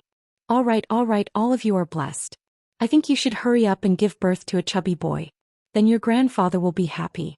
It would be a great blessing to have 4 generations under one roof. Old Master Hu liked to hear this. He looked at Su Qingsang and became more and more peaceful. Hu Mingmei felt indignant because old Master Hu obviously valued her. She glanced at Su Qingsang's belly and said, Su Qingsang and Jinyao have been married for more than half a year, right? Why hasn't there been any news yet? Do you not plan to have children or? Of course I plan to have children. Hu Jinyao immediately saw Su Qingsang's expression change. He gave her a look and turned to face Hu Mingmei. But every child is a gift from God. It hasn't come yet. Maybe it's not the right time. When it's the right time it will come. What's more, what he didn't say was that they had only been married for half a year. Many people had been married for more than a year or even several years and hadn't had children. Hu Mingmei's lips moved and old Master Hu glared at her. When he turned to look at Su Qingsang, his expression was still kind. Qingsang, don't feel pressured. Although I want to have great-grandchildren, you don't feel pressured either. Very few elders would say such kind words to their juniors. Especially to a family like the Hu family. Hu Mingmei now felt that old Master Hu was really biased, but the more he was like this, the more she couldn't say anything. Hu Yifan slightly narrowed his eyes as if thinking of something. He lowered his head and didn't say anything. Even though Hu Manzi knew that Su Qingsang was not someone she could afford to offend, she was still a little drunk when she saw that an outsider like her grandfather liked her so much. They felt that old Master Hu was biased, but Su Qingsang felt even more uncomfortable because of his tolerance. Speaking of which, she really didn't plan to have children in a short period of time, but looking at old Master Hu like this, she always felt that she was lying to him, which made her very uncomfortable. This mood lasted until the evening. This week, Su Qingsang had been on duty for a few days and her period had come. Hu Jinyao hadn't been intimate with her for a few days. As soon as he held her in his arms, he noticed that she was not in a good mood. What's wrong? Su Qingsang looked at him and didn't know what to say. After thinking about it, she told him the truth. Hu Jinyao, why do I feel that I'm a little sorry for Grandpa? Why do you think that? Grandpa is old and he wants to have great-grandchildren. But now what are you thinking? Don't worry. Grandpa is just saying. If you really don't have children, he won't beat you up. Hu Jinyao. She was serious. She wasn't a person who couldn't tell good from bad. Old Master Hu had been protecting her since she entered the Hu family. Although she hadn't known him for a long time, she knew that old Master Hu truly loved her and Hu Jinyao. However, she lied to old Master Hu, which made her feel very guilty. Hu Jinyao hadn't realized that Su Qingsang was so thoughtful before. Now that he saw it, he actually felt that it was quite fun. I told you Grandpa really won't mind. Hu Jinyao was afraid that she wouldn't believe him, so he added, Grandpa is not young anymore. His health isn't as good as it used to be. But other than his blood pressure being a little high, he doesn't have any other problems.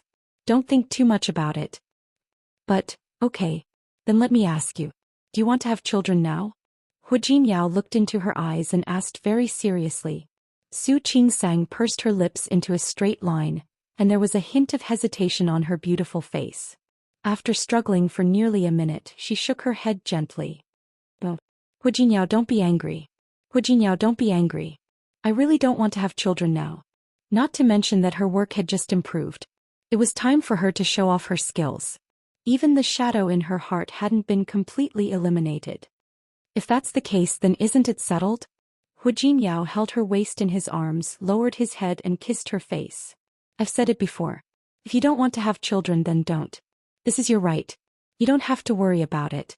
If you think you're not ready, then we'll wait for you to be ready. In her eyes, these were big things, but in his eyes, they were small things. More importantly, Hu Jinyao wasn't ready yet. He didn't know how to be a good father. Su Qingsang blinked at him. She had always known that Hu Jinyao was handsome, but for the first time she felt that he was tall and powerful in her heart. He was like a mountain that she could rely on.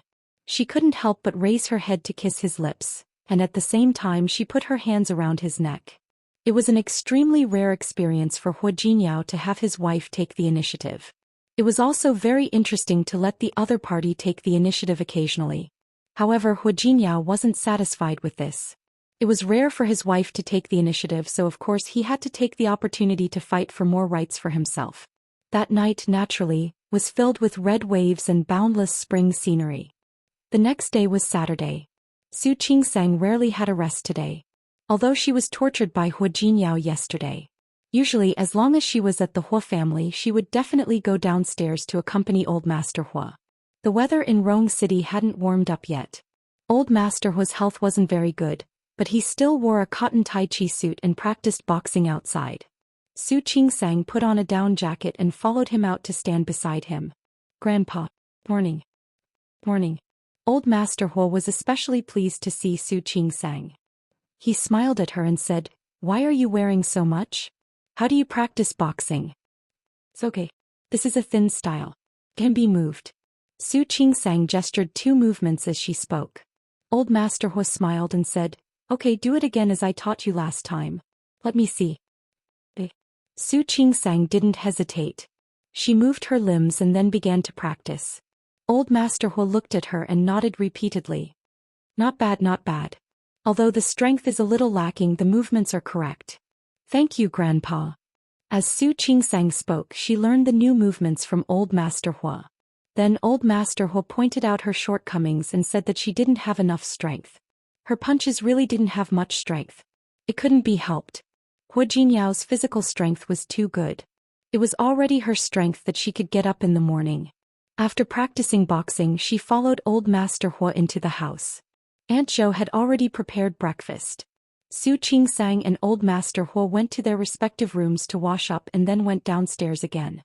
However, as soon as she came down, she saw Lu Tongjia sitting there with a cold face. When she saw her, her face became even more gloomy.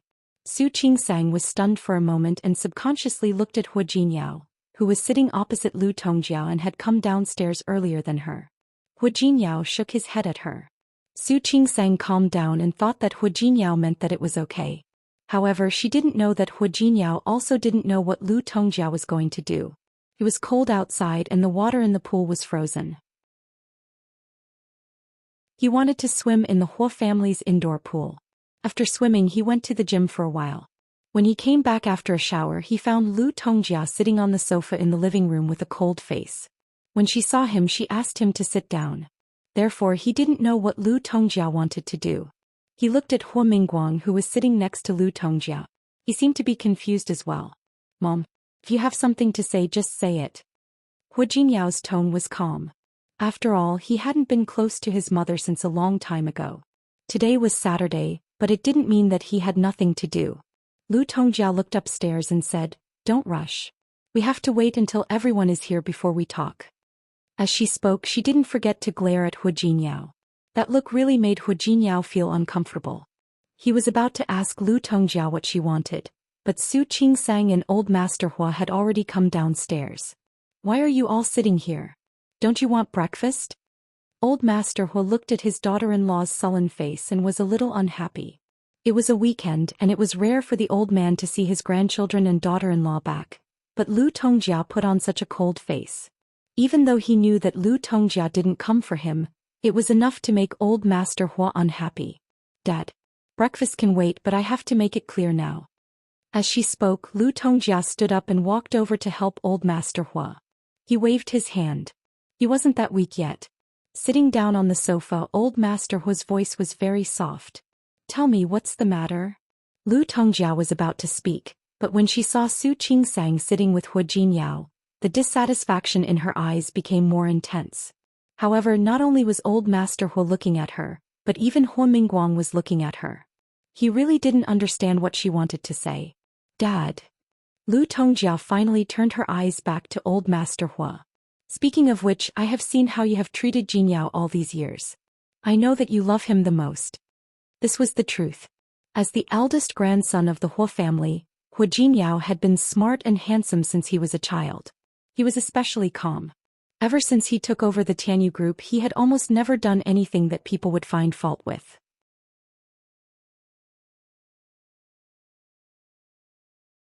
Chapter 486. Not to mention the fact that Hua Jinyao had married a daughter-in-law that she didn't like. She didn't like any of the things that had happened after the marriage. She didn't like Su Qingsang's family background at first. She didn't like Su Qingsang's illegitimate daughter. So what if she was Su Qinghui and Li Qianshue's daughter? With a father like that, how much scheming could Su Qingsang have done? How many tricks did she use to make Hua Jinyao marry her? Who knew? Lu Tongjia didn't like Su Qingsang because of Hua Jinyao. Lu Tongjia sighed and said helplessly, Dad, I always said that you spoiled him. You didn't believe me. Now he's getting older and he's getting more and more out of control. She said all this but didn't say what Hua Jinyao had done. No matter how patient old Master Hua was, he was running out of patience.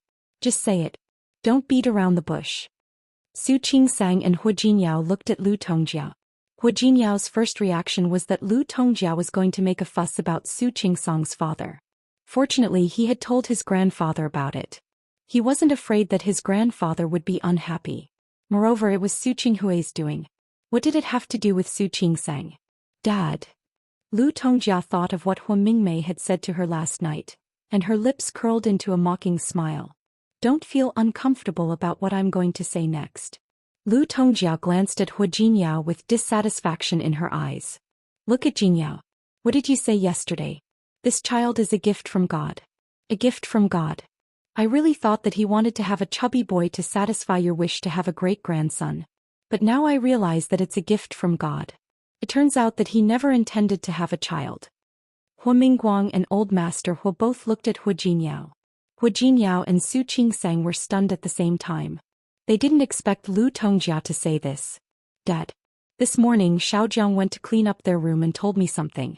I didn't know until now that they were using contraception. Lu Tongjia sneered and stared at Hua Jinyao and Su Qingsang sharply. Is this how you fool your elders? Is this how you treat your grandfather who loves you so much? In fact, even Lu Tongjia, not to mention Old Master Hua.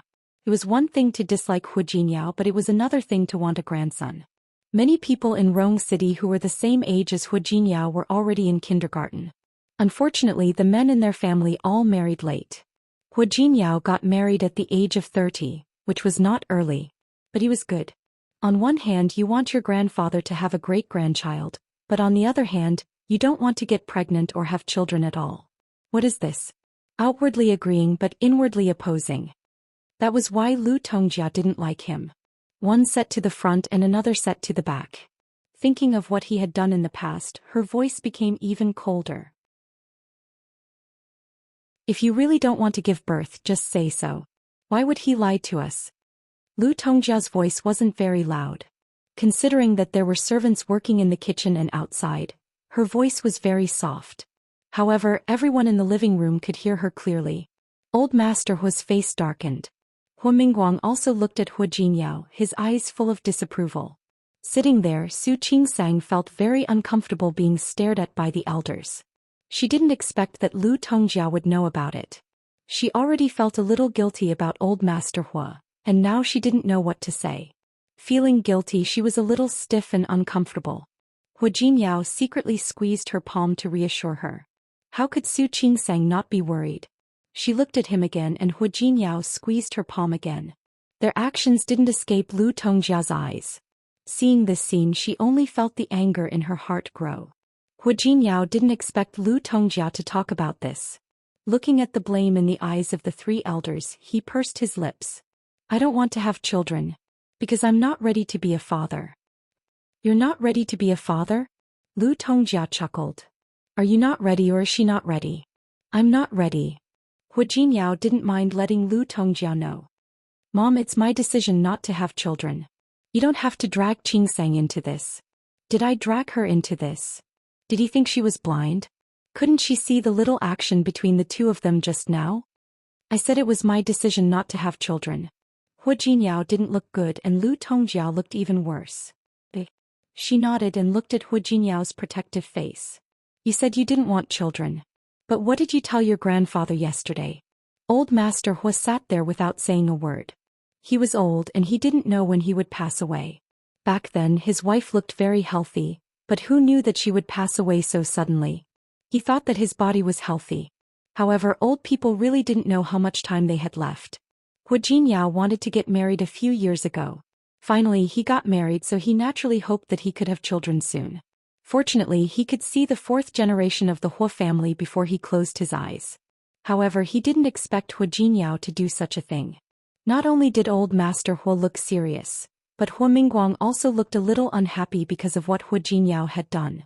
He could say that he didn't want to have children, but he did such a little thing behind his back. Is it because in your hearts, we are the kind of rude and unreasonable parents? Unreasonable? Lu Tongjia said coldly. She was obviously very disappointed with their behavior. You are the younger generation. If you have anything to say, you can talk to the elders. But you. This time Hua Jinyao didn't say anything and Su Qingsang also lowered her head and didn't speak. In fact, although Lu Tongjia's tone wasn't very good, what she said was indeed reasonable. Lu Tongjia looked at Su Qingsang's face and changed the topic. You said it has nothing to do with her. Do you think I'm stupid? To put it bluntly, she just doesn't want to have children. Isn't that right? Seeing that Hua Jinyao wanted to say something, she glared at him. Don't always speak for her. She's already an adult. Can't she even speak? Su Qingsang, tell me now. Who on earth doesn't want to have children? Su Qingsang looked at Lu Tongjia and then at old Master Hua. Her face was a little pale. When she saw the disapproval in old Master Hua's eyes, she lowered her head guiltily. Grandpa, I'm sorry. Lu Tongjia looked at old Master Hua. Dad, did you see that? Since things had come to this, what else was there to ask? Isn't it obvious? Old Master Hua didn't speak and Hua Mingguang's face didn't look good either. Hua Jinyao looked at Su Qingsang's face and reached out to hold her hand tightly. Mom, you don't have to do this. Qingsang is still young this year. We really aren't ready. Besides, what's wrong with having children a few years later? I didn't marry Qingsang just to let her have children for me. You're in the right? Lu Tongjia was so angry that she laughed. She's young, but are we young? You really didn't marry her to let her have children for you. So you can lie to us like this, right? This isn't a lie, is it? At best it's a white lie. When we're ready, we'll have children when we want to. Why are you in such a hurry? Yes, we'll have children when we want to. By the time you want to, your father and I might have already. Enough, old Master Hua scolded. Lu Tongjia didn't finish the words she wanted to say. When she met old Master Hua's eyes, she shut up in embarrassment and didn't finish the words. Su Qingsang and Hua Jinyao both lowered their heads at this time, looking a little guilty. Old Master Hua looked at his beloved grandson in front of him and then at Su Qingsang, who was satisfied with him. He sighed in his heart. I'm old. What I say doesn't matter anymore. I don't blame you for not respecting me. Grandpa. Su Qingsang was really embarrassed by old Master Hua's words. Not only her but even Hua Jinyao looked anxious. He looked at old Master Hua and wanted to say something but stopped. Do whatever you want. Old Master Hua stood up and glanced at Hua Jinyao. His eyes were full of disappointment. Grandpa. Su Qingsang saw his eyes and suddenly became anxious. She suddenly stood up and wanted to explain to Hu Jinyao. Old Master Hu waved his hand, but he didn't want to listen anymore. You guys go eat. I'll go back to my room. Grandpa. Old Master Hu refused to say anything else. He turned around and went upstairs. The atmosphere in the living room suddenly became cold.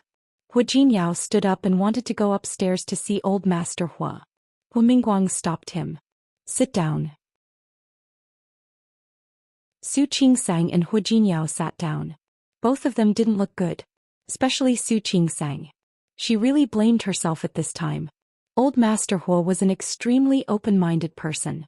If she and Hu Jinyao didn't want to have children, they could have told him directly. It was really not good to be like this. Don't what I said work? Hu Mingguang saw that Hu Jinyao was standing still and his voice became a little deeper. He rarely spoke to Hu Jinyao in such a harsh tone. It was also the first time that Su Qingsang saw her father-in-law get angry. She pulled Hu Jinyao's sleeve and motioned for him to sit down. Hu Mingguang saw that they sat down and wasn't in a hurry to speak. Instead he called the housekeeper, Uncle Cheng, and asked him to personally bring breakfast upstairs to Old Master Hu. Uncle Cheng had been the housekeeper of the Hu family for decades. Old Master Hu would still listen to what he said. Uncle Cheng didn't hear the argument in the living room just now, but it didn't stop him from knowing that the owner was in a bad mood. After agreeing he left. Hu Mingguang looked at Hu Jinyao. In fact, not only did Old Master Hu like this eldest grandson, but he was also satisfied with this son. He would never have said such satisfaction in front of Hu Jinyao after what had happened before. Even after so many years he sometimes seemed to be a little discouraged by Hu Jinyao on the surface, but in fact he knew in his heart that this child was outstanding.